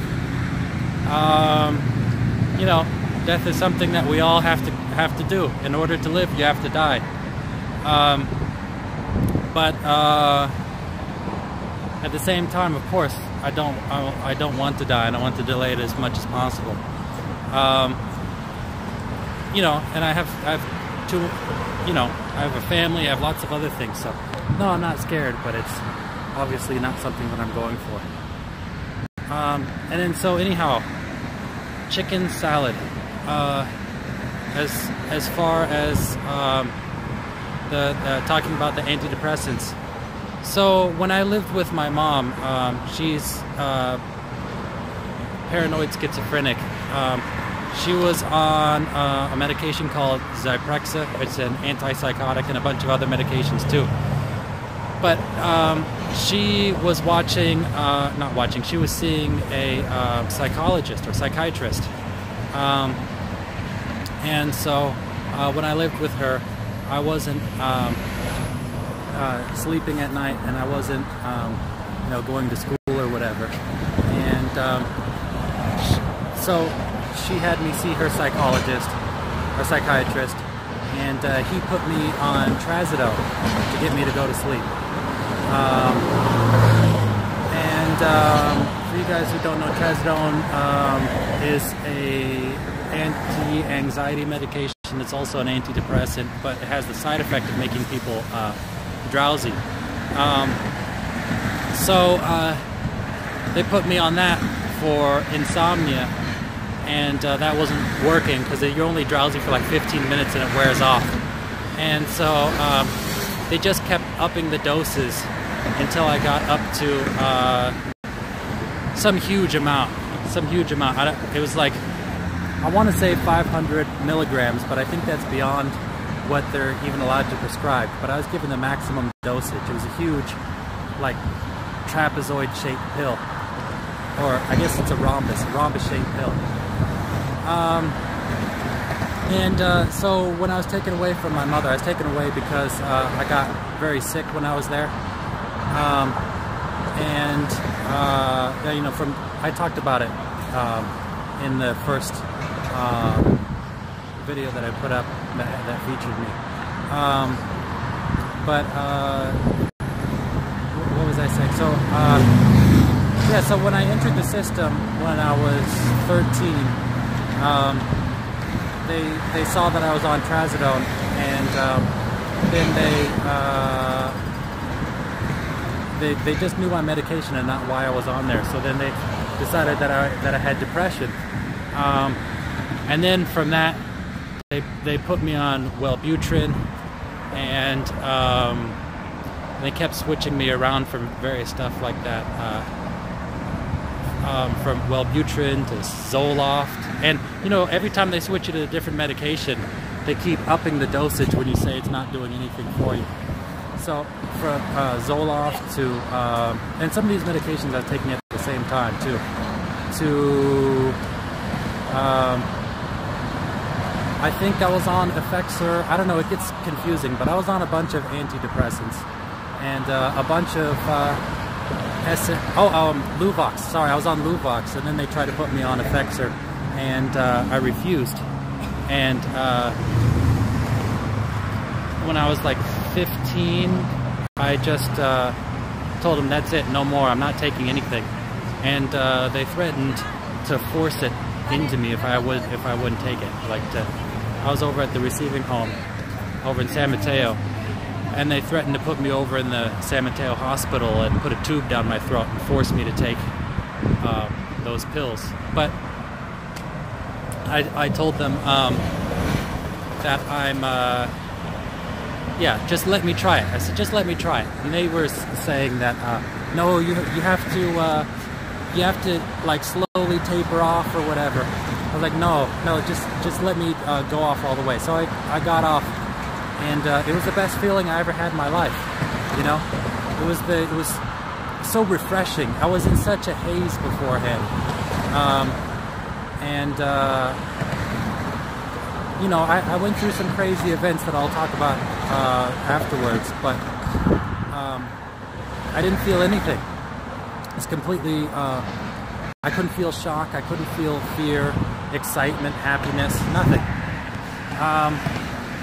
But anyways, yeah, I wanted to talk about antidepressants, you know, because antidepressants are pretty harmful, pretty dangerous, as you know, especially if you're taking an SSRI inhibitor. That's a serotonin reuptake inhibitor. You know, there's a lot of negative side effects that people don't talk about. I have cataracts in both my eyes now because of being on those antidepressants. Yeah, Zoloft is an SSRI. I have, you know, permanent erectile dysfunction. You know, I have lots of long-standing issues. You know, it's difficult for me to be intimate. Yeah. You know, I have sort of body issues because I gained so much weight on all that, on all those antidepressants. You know, my skin is kind of stretched out because of it. So, yeah, if you are on, or if you're thinking about going on antidepressants, try to think about why you may be depressed. Try to see if there's some other method that you can go through to help you out. You know, maybe seek counseling instead of a psychiatrist,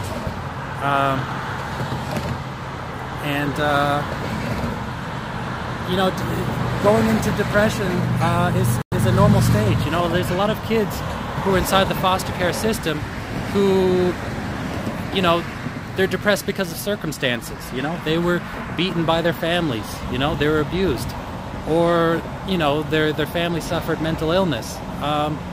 And they're in this place now where people don't really care about them, where they're getting beaten or neglected, and there's, it's natural. It's natural to not be ecstatic about it. So, yeah, anyhow, I'm glad you guys brought up the antidepressants because it's something I want to talk about. Don't do it if you don't have to, you know? I've heard, the only argument that I've heard for going on antidepressants, I hear, if people do a lot of ecstasy or a lot of LSD, they can fry the neurons in their brains, and they can make it to where they have permanent mood disturbances.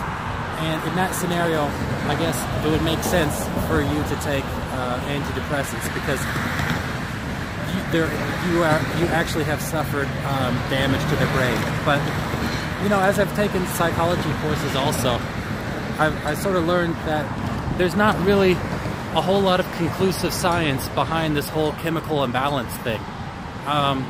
The logic behind there being a chemical imbalance is, well, we know there's a chemical imbalance because we give them these medications which seem to make them feel better, and those medications affect this chemical, so that therefore there is a chemical imbalance.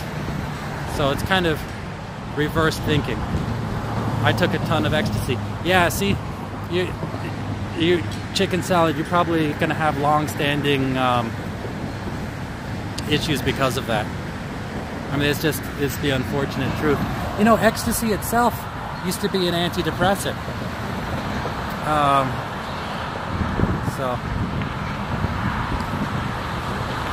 Oh, anyhow, yes, yeah, I could not feel shock. So, when I was over at the, what do you call it, the receiving home over in San Mateo, there was a girl in there. Her name is Ebony Carter. She went out and, I guess she would always run away from the children's shelter, and she went, oh, is it closing now? Okay. She ran out from the children's shelter I gotta move now. There's people who are out here. Let me tell this story when I get to somewhere quiet on the other side of the bridge. There was some people who were working the bridge, and I don't want to talk about the wrong thing and get in trouble. Ever since I've been severely depressed. Oh, anyhow, hello to Thomas Happy. I've been to Oregon. I don't know where exactly Albany it was, but I've been to I went to Oregon State University over in Corvallis, Oregon.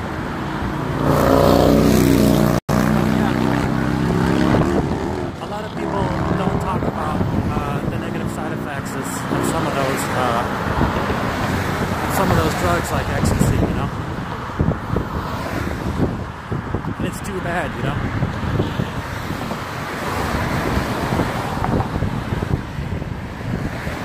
Well, chicken salad, how do you feel nowadays? How's your overall feeling? Are you still severely depressed right now?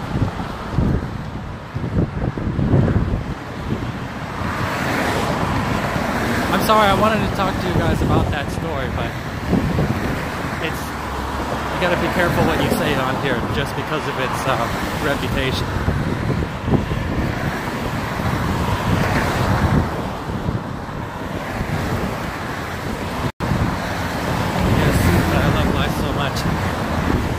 There's never been a better time to be alive.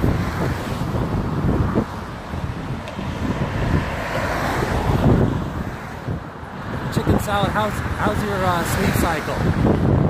Are you sleeping during the day, or are you you know, that can also have a huge effect on your mood.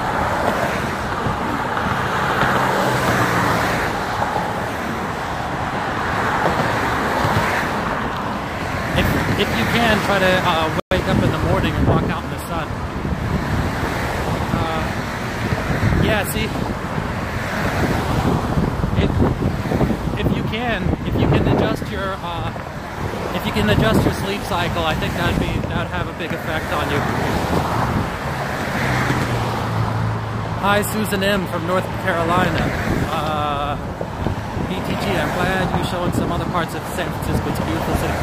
Yeah, it's nice, but at the same time, you know, people say stuff and I want to respond to the comments. In some places I just can't talk comfortably. Let's see, I sleep at 8 a.m. and wake up at 5 p.m. Yeah, even somebody who would not have taken the stuff that you had taken would still feel depressed under those circumstances. I have the same problem too. I'm constantly battling insomnia, you know, and I do my best to try to sleep on a good schedule. It's got real dark now. I'm back there.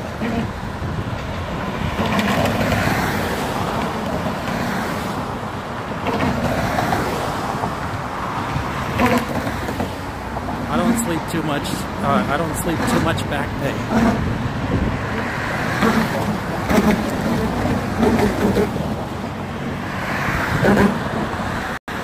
What happened to your back, Susan M?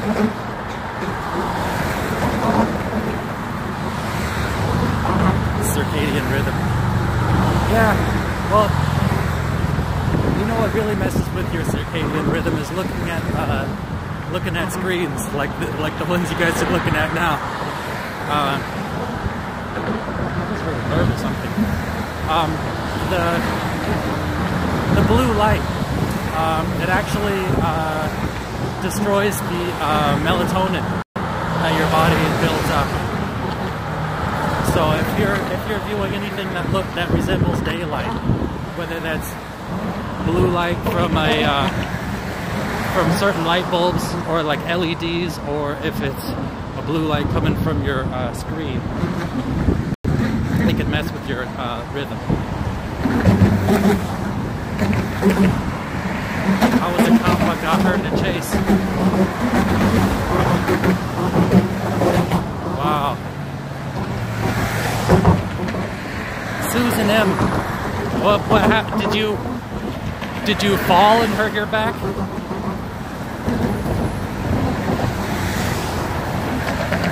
post-traumatic stress syndrome.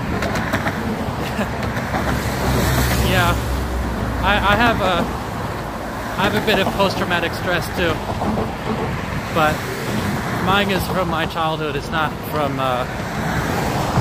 it's nothing that happened to me as an adult.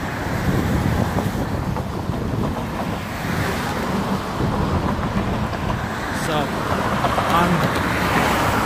the Golden Gate Bridge is essentially behind me now. Over here is the entrance. For some reasons it's not focusing on the signs. Those are the toll booths over there.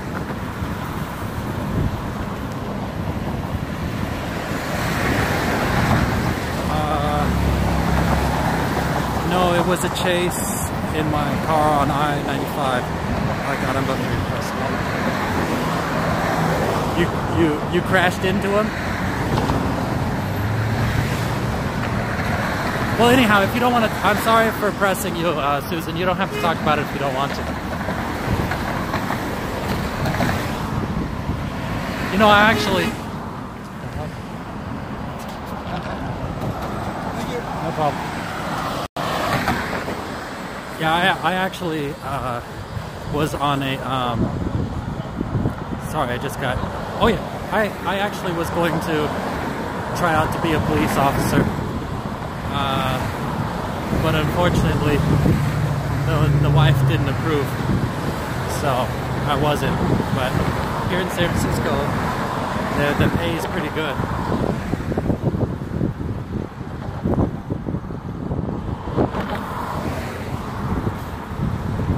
All right, now once I get out of here, I'll try to find some place that's both quiet and well lit.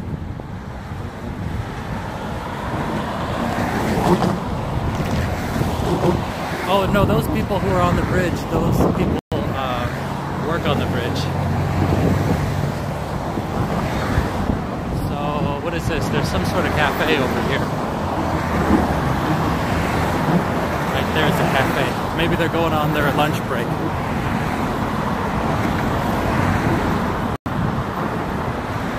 I nearly worked at the toll booth at the Bay Bridge about 6 years ago. How much does it pay to work at the toll booth? Doesn't seem like the hardest job in the world, but I guess it could be sort of mind-numbing. But then again, they probably replaced a lot of those people with clipper cards or other sort of RFID.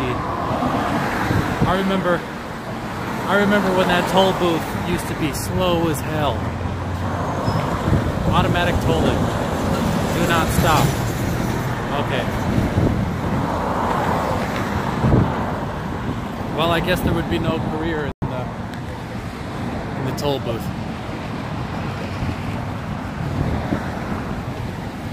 Looks like this place is closed. No food here. All right, let's see. I'll sit down over here. This looks like a pretty quiet place to talk for a little bit.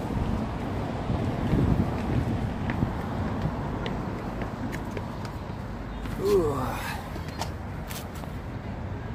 Oops. Okay. 18 an hour. Well, not bad for 6 years ago. Okay, so I was going to talk about something when I got to the other side of the bridge. Oh, okay, so I was going to talk about when I was over in the receiving home. So, there was this girl, Ebony Carter. She was 14. She would run away from the shelter. It had an open door policy, and she would go out and she would meet with like, you know, guys or whatever, grown men basically, and go have her fun, and then have them drop her off back at the children's shelter, and then they yeah, so they knew exactly where she lived and stuff. So one day she comes home, and then she's like, oh yeah, I need to go to the hospital, I have a stomach ache or whatever. But all the kids over inside the children's shelter knew what was up, and you know, we all sussed out that she had been raped, you know, because you don't need to go to the the hospital for a stomach ache. But she went over to the hospital and then she was gone. We didn't see her again. So a couple months later, we were doing a barbecue. You know, we had a cook there. I was helping him cook. You know, we barbecued. It's the most delicious barbecue I've ever had. And we're just sitting there eating and just enjoying life, I guess. There was a staff person there named Mike Bryant, and he was like, man, why can't it be like this all the time? You know? And he was just sort of reminiscing on how nice it was. And he went and he walked out. We were inside, so we were inside the eating area. So there's barbecue outside, and then the eating area, and then he walked out into a hallway. So I was just looking at him walk out into that hallway, and then he flew back into the eating area, and we like I was like, what the hell's going on? Somebody walked in there with his face covered, wearing a hoodie and baggy pants, had a gun out and waved it around, and it was like, everybody get the fuck on the ground now. And so like that, we boom immediately went onto the ground, and then he was waving guns around and everybody, and he was like, Ebony Carter, where is Ebony? You know, and we're like, she's not here. And he kept asking. Mike Bryant kept talking. He was like, oh man, she's gone, you know, do whatever you want to her, you know, leave us alone and stuff. And he kept, the guy with the gun kept saying, like, shut your effing mouth now, you know, shut the F up. And Mike kept saying, like, man, I got a family, I'm a father, I got 2 children. And the guy with the gun went over and kicked him in the neck, and was telling him to shut the F up. And he just kept going, like, man, do whatever you want to, Ebony, leave us alone, we didn't do anything to you. And so, you know, the guy said, all right, get on your knees. And so Mike got on his knees, and the guy had his gun there, and he stepped back, and then he kicked him in the chest and had him on the ground. And you know, I thought he was gonna kill him, and maybe he thought he was too, but decided not to. So he was telling everybody, like, all right, everybody, like, count to 20. And then we're like, what? No, he's like, count to 20 real slow. So we're like, 1, and he's like, shut the fuck up, not till I say so. And he was like, all right, count now. And so we started counting, and he ran off, and he went into the shelter, and he was checking the back to see if there's anybody in the back. You know, he's still looking for Ebony. And so while he was doing that, one of the staff was going over and tapping on everybody's shoulder to get them to run out the back. And so he was tapping on everybody, and I was thinking, like, I'm gonna be the last one. I'm not gonna let people run after me or whatever. And I was one of the last ones, but as soon as he touched me, it was just like reflex. I was up and I was running, but I was either the last one or second to the last person, and we closed and locked the door behind us. And as we're running, like, I looked behind me, and the door, he was shaking the door. There was him there with the gun shaking the door, trying to get through as we're running. And the staff were freaking out. They're like, oh my God, what the fuck? What the fuck was that? What the fuck? Somebody fortunately had like a van that he could open the doors with you know, some buttons. So he wirelessly opened the door, so the door slid open to the van, and we all ran in there and got in there.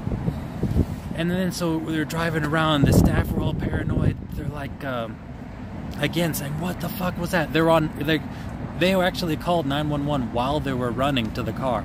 And we were on hold for like 20 minutes. Meanwhile, the staff were paranoid. They're looking behind them, like, oh fuck, is he following us? And they were like taking a bunch of detours on their way over to the police station. They ended up getting through to the police by the time that we entered into the police station. So we went in there and we told everybody about what happened over there, and one of the kids said that he thought he knew who that person was. The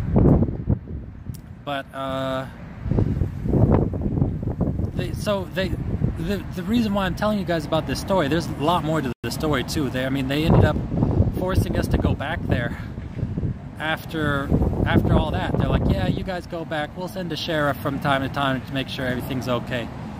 So we had to go right back after that. And there's no security there or anything at that time.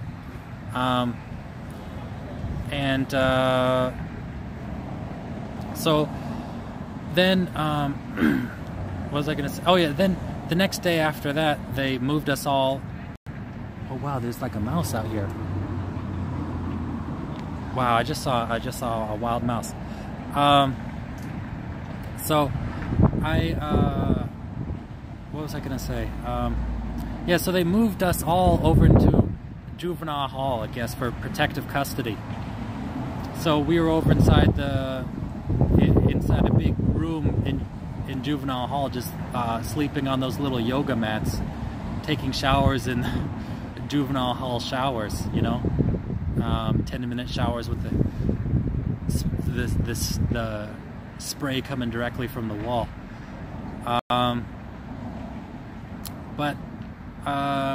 Anyways, it's sort of distracting from why I'm saying. The reason why I'm talking about that is because I was on antidepressants at the time, and I didn't have the same reaction that the other people had. When that guy came in there with the gun, I was looking at him, and I was thinking like, wow, he looks nervous. This guy looks like an actor. You know, this looks fake. And you know, obviously, when the guy was pointing his gun waving it around the room, you know, I mean, he had it pointed at my ribs, and I kind of like curled up a little bit, like preparing to get shot. But yeah, I was so drugged up that I was like stoic, you know.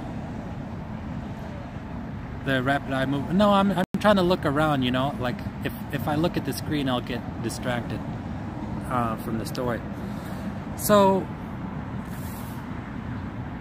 yeah, I mean, I guess I am somewhat traumatized by that. Anytime I see sort of a school shooting, I mean, I am scared of guns. I'm scared of guns in general. I don't like guns. I hate the fact that somebody could just point something at you and kill you, you know? But anytime I see something that, like, what do you call it?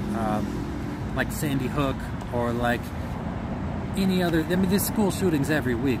You know, there's always some new shooting. Anytime I see those things, especially when it's like a school setting or something like that with people who got killed, I think back and be like, wow, that almost was me, you know? We were held hostage at gunpoint by a rapist, you know?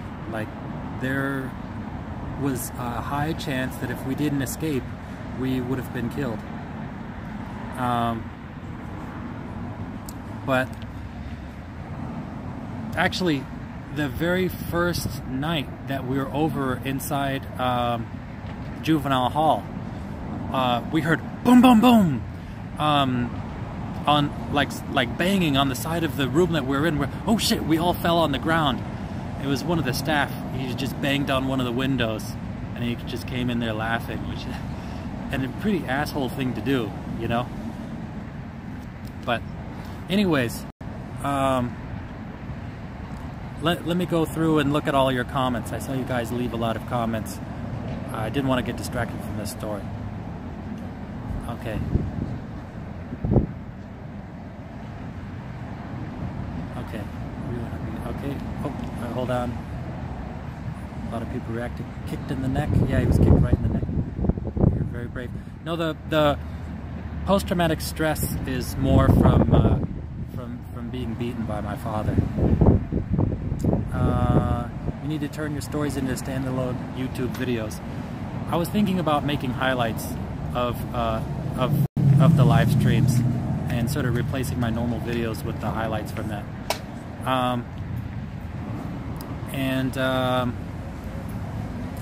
But actually, what I really want to do, I want to make documentaries. You know, I have lots of stories like this that I'd like to share. That would be really good for a documentary format. the juvenile hall. I don't know which juvenile hall it was. But, you know, we were there. We were kind of like inmates, except for we had a Nintendo 64 there to play.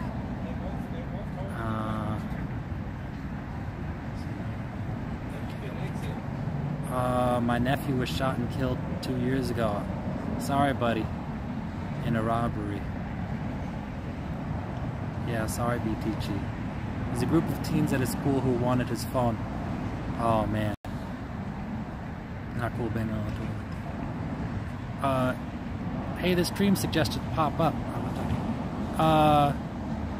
Hey, cool. Don't ask. How do you like the stream? I saw my father stab my mother. Wow. Yeah, I never saw. Yeah, I've never seen something that's scary too. And I'm sure it's experiences like that made you want to be an officer in the first place. I think you'd be good at making documentaries. I think so too. You know, that's what I studied over at City College. Yeah, it's why I became a cop. Yeah, I thought as much.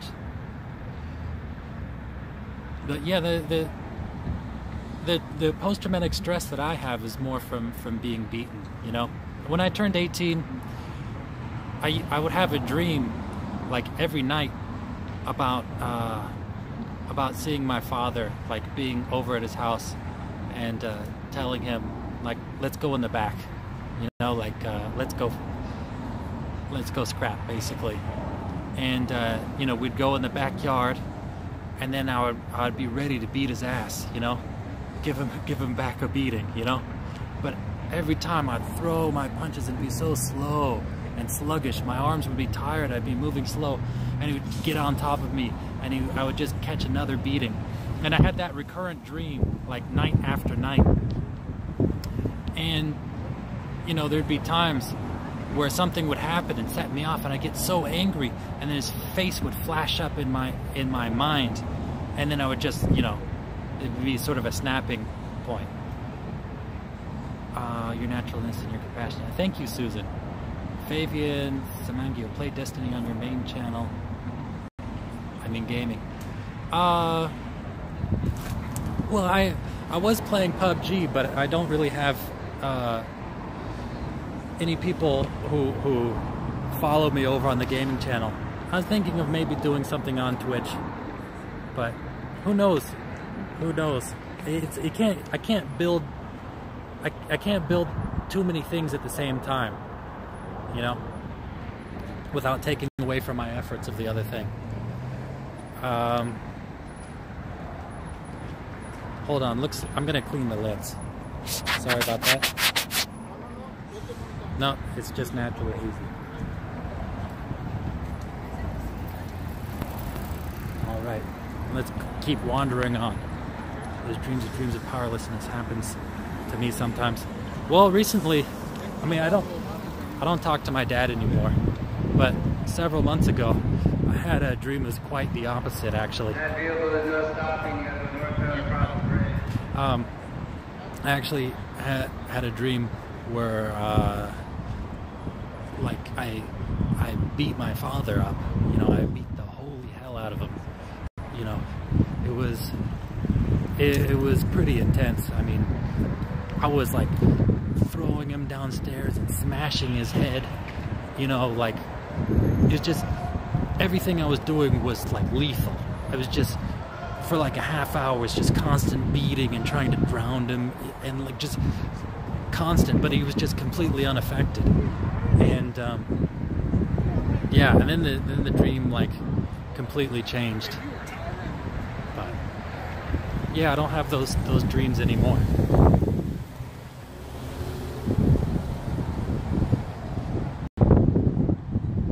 Okay, let's see. Hey, Christianda. I think you could, okay, about the causes of homelessness. Yeah, I would like to. That's one of the things I want to do. I actually want to make, what I really want to do most of all is make a documentary on the foster care system. Because quite a few of those people in the foster care system, I mean, will be homeless. Quite a few of those people who are homeless were in I keep saying this, but it's worth repeating that 50% of the people in the foster care system will either be homeless or incarcerated. So, you know, if you go into, you know, a prison or a jail and talk to those kids all come from either effed up families or from the foster care system. You know, if you were really able to connect with somebody who's homeless and be real with them and get the true story, you're not going to hear about a happy childhood, and most likely they're going to be, you know, homeless. I mean, because of not having a support system, you know, doing drugs, because of the depression that's inside of them, because of their hard lives as children.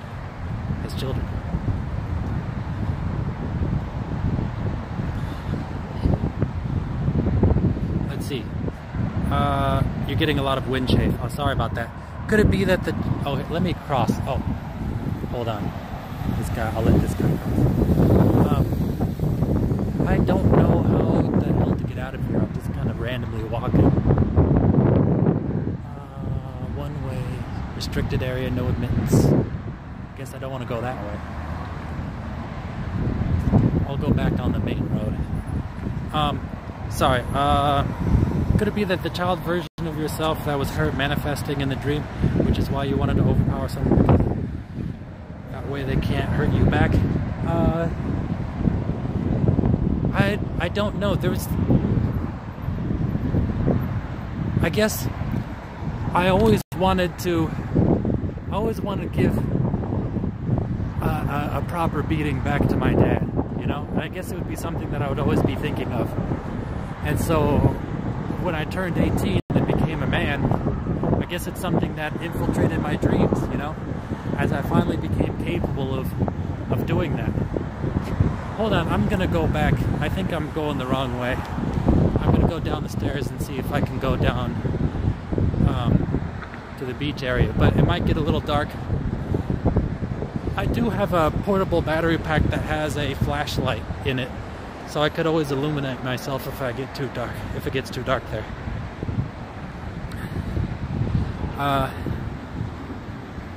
Okay, sad statistic. What do you think about providing taxpayer-funded rehabilitation?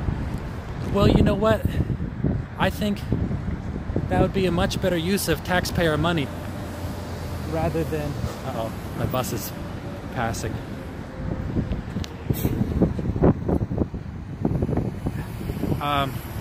I think that would be a much better use of taxpayer money rather than spending all this money on, you know, sending the homeless people to hospitals all the time.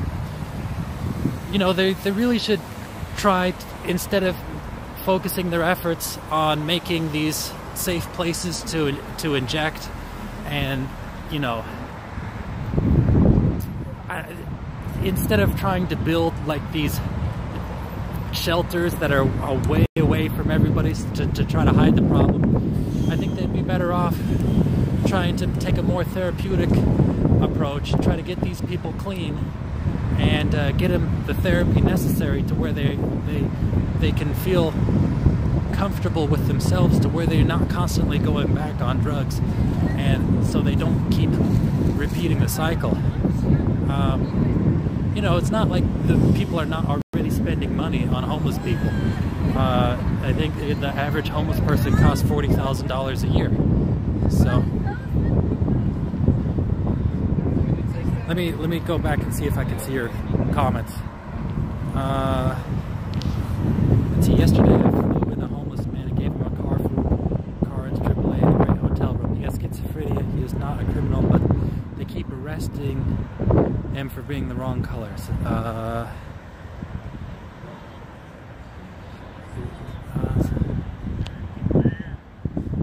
Oh man, I can't see. Hold on, you guys. I'm going to.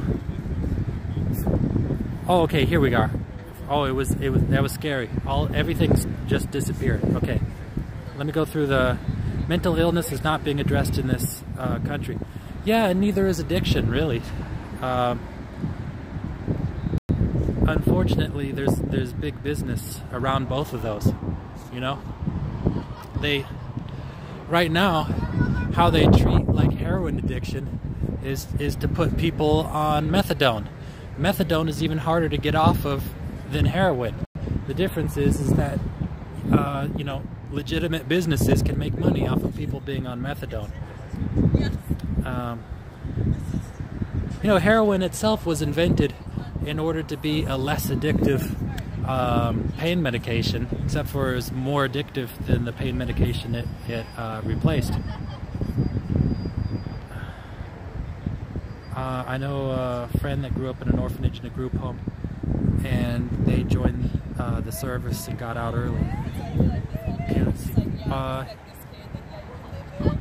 Why is it that people want to help legal children, their families, so they can't help their own citizens?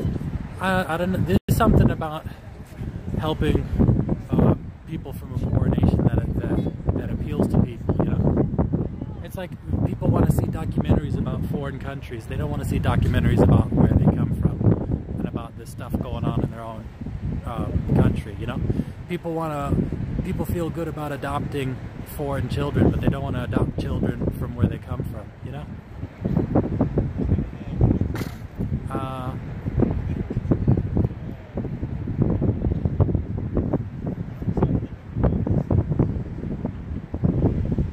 My husband died from a heroin overdose. It's too bad, Susan. How are things with that person that you flew over? Is everything going okay? You know, it's crazy. I may have to actually ask a tourist how to get the hell out of here.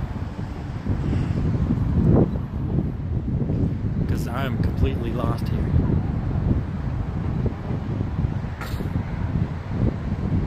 And it is like black.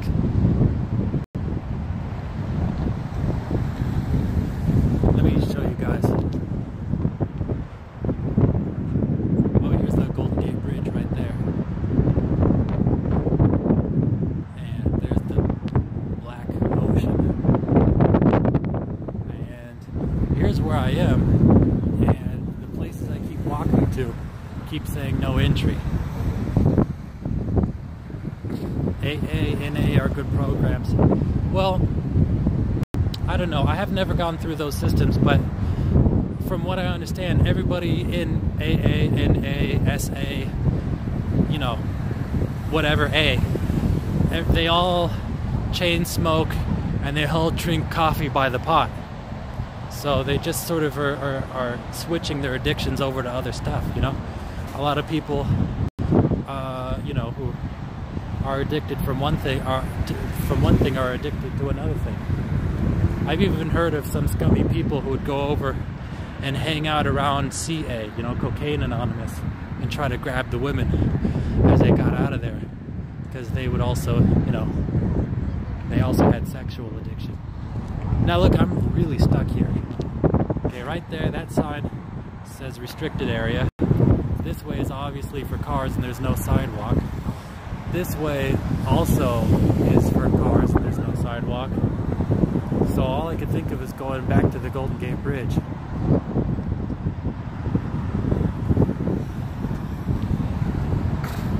Actually, he's doing great. He's got a home of 3. It always amazes me, you know, like I think there was somebody else who was talking about bringing somebody else into their home. You know, it amazes me that you guys would go and do that. What? Isn't it crazy? It says use crosswalk. I'm using the crosswalk. Where am I going? I'm following these people. I have no idea where I'm trying to go. So you do know that there are non-smoking meetings. No, I didn't know about that.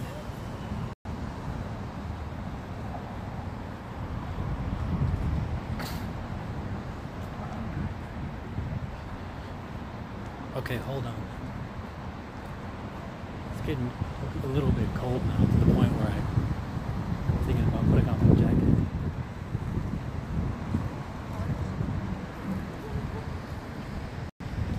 Alright.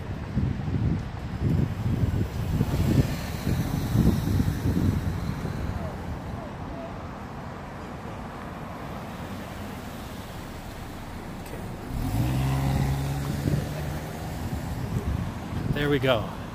Now at least I'm on the sidewalk. Okay. Let me try to look at the comments that you guys... Okay. So do you know... Okay.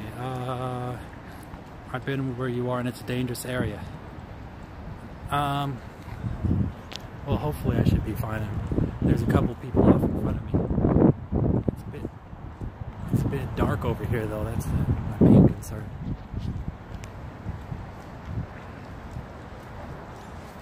I'm gonna go under the light and get out a flashlight. Hopefully things will be a little bit better.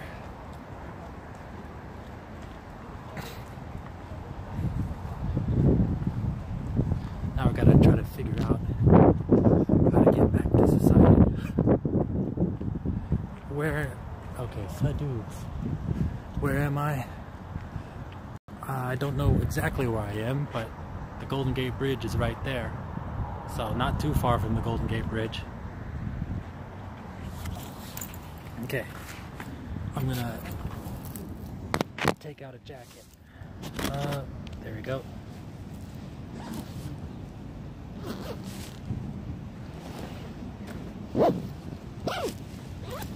And I'm gonna take out my power brick, which also has a flashlight on it. That way I'm not just walking around in the dark.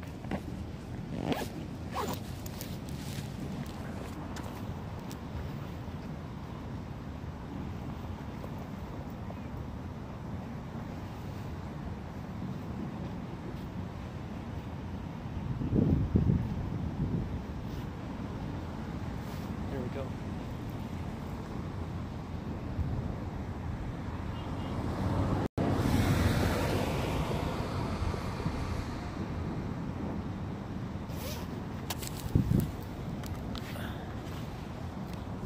Sorry about that.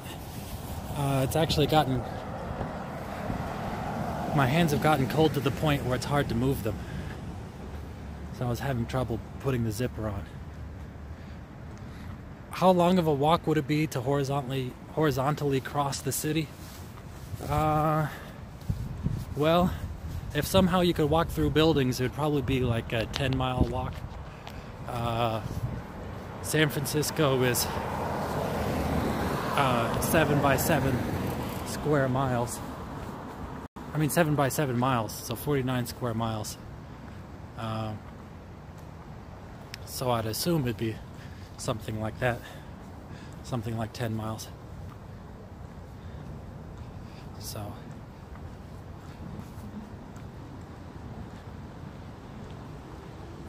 if it gets too dark, I could try to illuminate myself like this, but now I feel kind of ridiculous. I don't want to scare the various people that may see me. Well, the problem with using an app like Waze is that I'm oh yeah, it got real dark here. Hold on, let me take that flashlight back out. The problem with using an app like that is that I'm streaming right now. I'd have to stop streaming in order to use that app. I'm going to switch the camera around.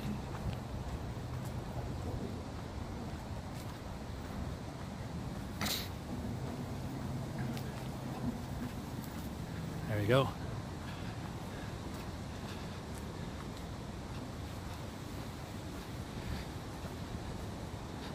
San Francisco is always chill. Yeah, my mom uses Waze. San Diego has so much damn traffic. I mean, San Diego really has changed due to Comic-Con, hasn't it? I remember when there was not much over there in San Diego.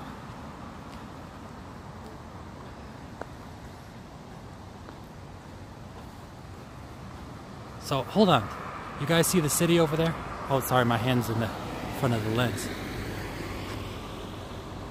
I wish I had a higher res lens there, or a stream going, so you guys could see that.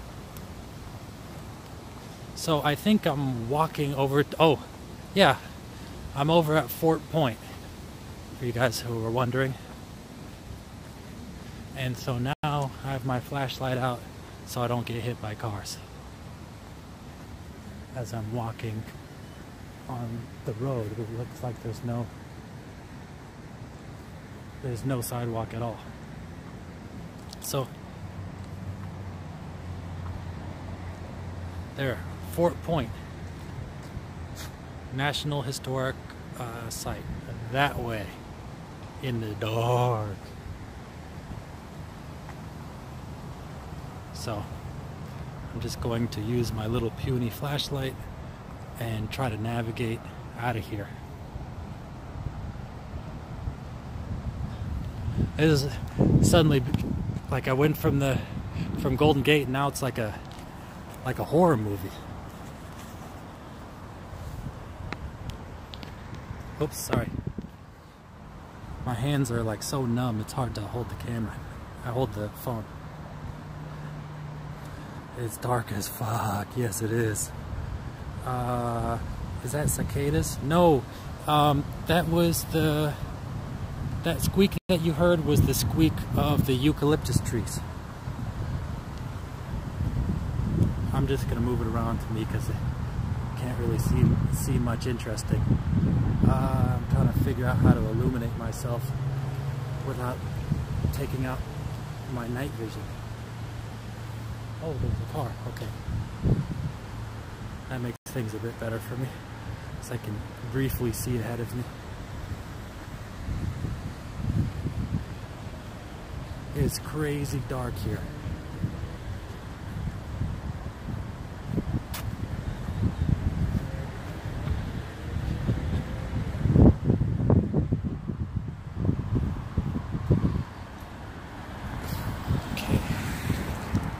I don't know whether I should be going down or if I should stay on the path that I'm on.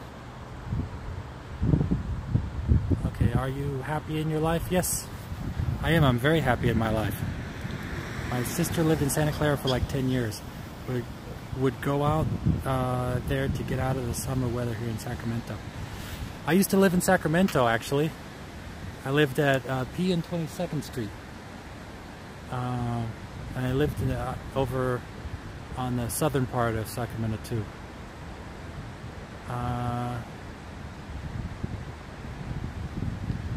Was this maybe call the non-emergency police and ask them for directions? No, I could always stop and go look on Google Maps. The weather... don't even get me started, it's like 95. Yeah. Well, like I said, I've been to San Diego many a time. That's okay. Okay. No, are you happy? Yes. Hold on, I'm trying to go through your comments since it's sort of resident sleeper. Oh shit! I just got a spider web in my eyes. Let's see. Southern Sacramento was no good. Yeah, it was no good. Oh,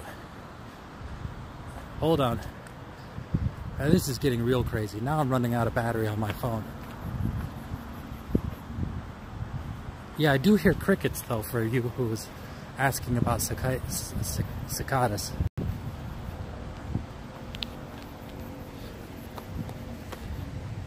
Okay.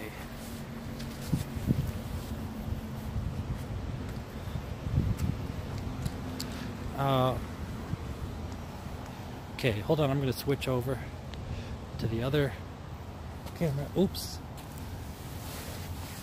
And I guess I'll illuminate my own self. Oh shit, what the hell? Damn. There was a bug that bit me as I put my hand down. Okay, let's see. It's like I'm camping, but I'm right next to a tourist destination. Well, sorry, it's gonna have to be black. I can't do this at the same time. I'm getting a cable so I could charge my phone. Or at least I'm trying to. Let me answer your question. Maybe you should stop the stream till you reach somewhere else. I probably should. What do you guys think? Should I stop?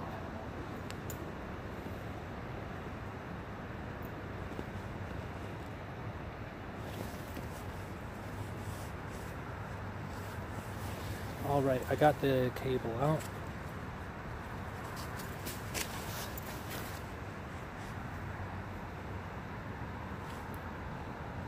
You must be zero neg. No. What do you mean? What do you mean you must be zero neg? Zero negativity? 0 degrees?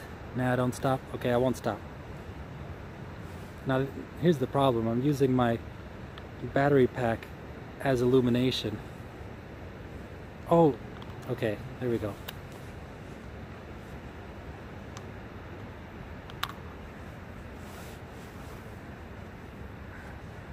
Okay, I haven't even seen or heard of Santa Clara before. Must be nice. Yeah, I lived in Santa Clara too for a little bit. I was over in the Bill Wilson shelter. It's over in Santa Clara. Okay, here we are. So I have my battery pack doing double duty now. Illuminating me and charging my phone. Now I'm going to switch it over to the other camera because while I'm shooting the flashlight in my face, I can't see if I'm going to trip over something.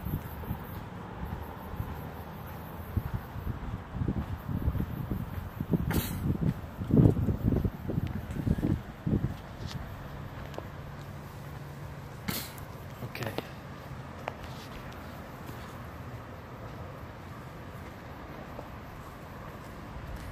What does it say? Let's see, zero negative. Oh no, that's so cool. Zero negative blood attracts more than zero blood. Oh, I get it. I don't know what blood type I am, and it sucks. I asked my doctor. You know, I asked if it was in my medical records or if I could find out, and he said no, we don't do testing.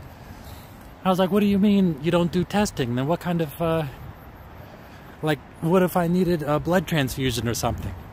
And he was like, oh, we'll just give you whatever that blood type is that. I think it's the O type, or what is A type? I don't know. Whatever. It'll give you what the type that has no coding on it. Ooh, spooky! Tell a ghost story. I don't have any good ghost stories I could tell off the top of my head. Well, it absolutely sucks because when I get bit by a freaking bug, I scratch it and I bruise, and then we get a huge bug bite. It becomes a process of months to heal. Oh man, if you guys want to talk about bug bites, when I was over inside the Lark Inn, I was getting eaten alive by those bed bugs. I mean, bed bugs are terrible. This was back when no one really knew about bed bugs. You know, it was believed that they were extinct in the U.S. But yeah, I would get eaten up so bad. I would look like a you know, like I was picking myself. I would have like 70 new bites every night. I'd have bites all up my arms, all up my legs. I'd be itching all the time. It'd be painful. I'd have this. Oh, so here I am, by the way, in Crissy Field. This here is the field that I was showing you guys before. So now I know somewhat where I am. But I was getting bitten up so bad that my work actually bought me a bug bivvy, you know, a bivvy net, so I wouldn't get bitten by bed bugs, but they were still biting me through the net. And I know it's pretty dark right now, but I'm walking straight for some lights, so it's gonna get brighter in just a couple seconds. Okay, scientists just developed an enzyme that can convert any blood into universal donor type. Wow. What does that enzyme do when it's in your body, though?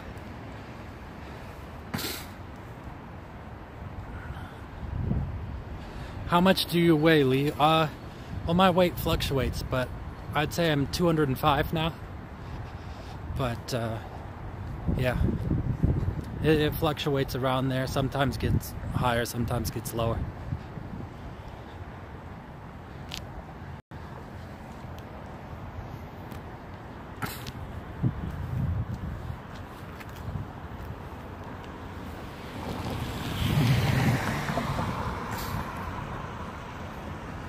Oh man, I have like sand in between my toes and it's rubbing. It's gonna create a blister. I've been trying to ignore it. So it's about to get real dark again. I don't know, I don't want to stop the stream right now. Because I notice with these streams a lot of times it gets better as it goes in further, but I feel like there's so many technical limitations now. I mean, you can't even see me. There's nothing to see around here. There's like 17 people watching, not too many people. Do you guys think that I should stop and call it a wrap here? Or should I keep on keeping on?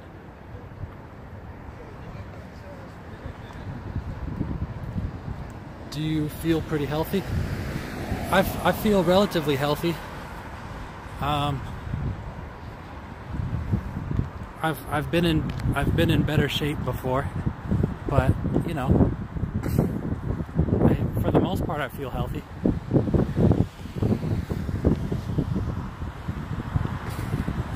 Yep, where you go? Need to keep going. Well, are you tired? No, I'm not tired, but I just feel like, you know, I'm walking someplace. I don't know where exactly I am. I'm outside like some sort of, seems like a factory or something. And, you know, I'm here just in the darkness. Let's see. Right now I'm having hot flashes, nausea, something, because I consume too much of my nutritional form. Oh, the hot flash, is that because of niacin overdose? Oh man, something smells horrible.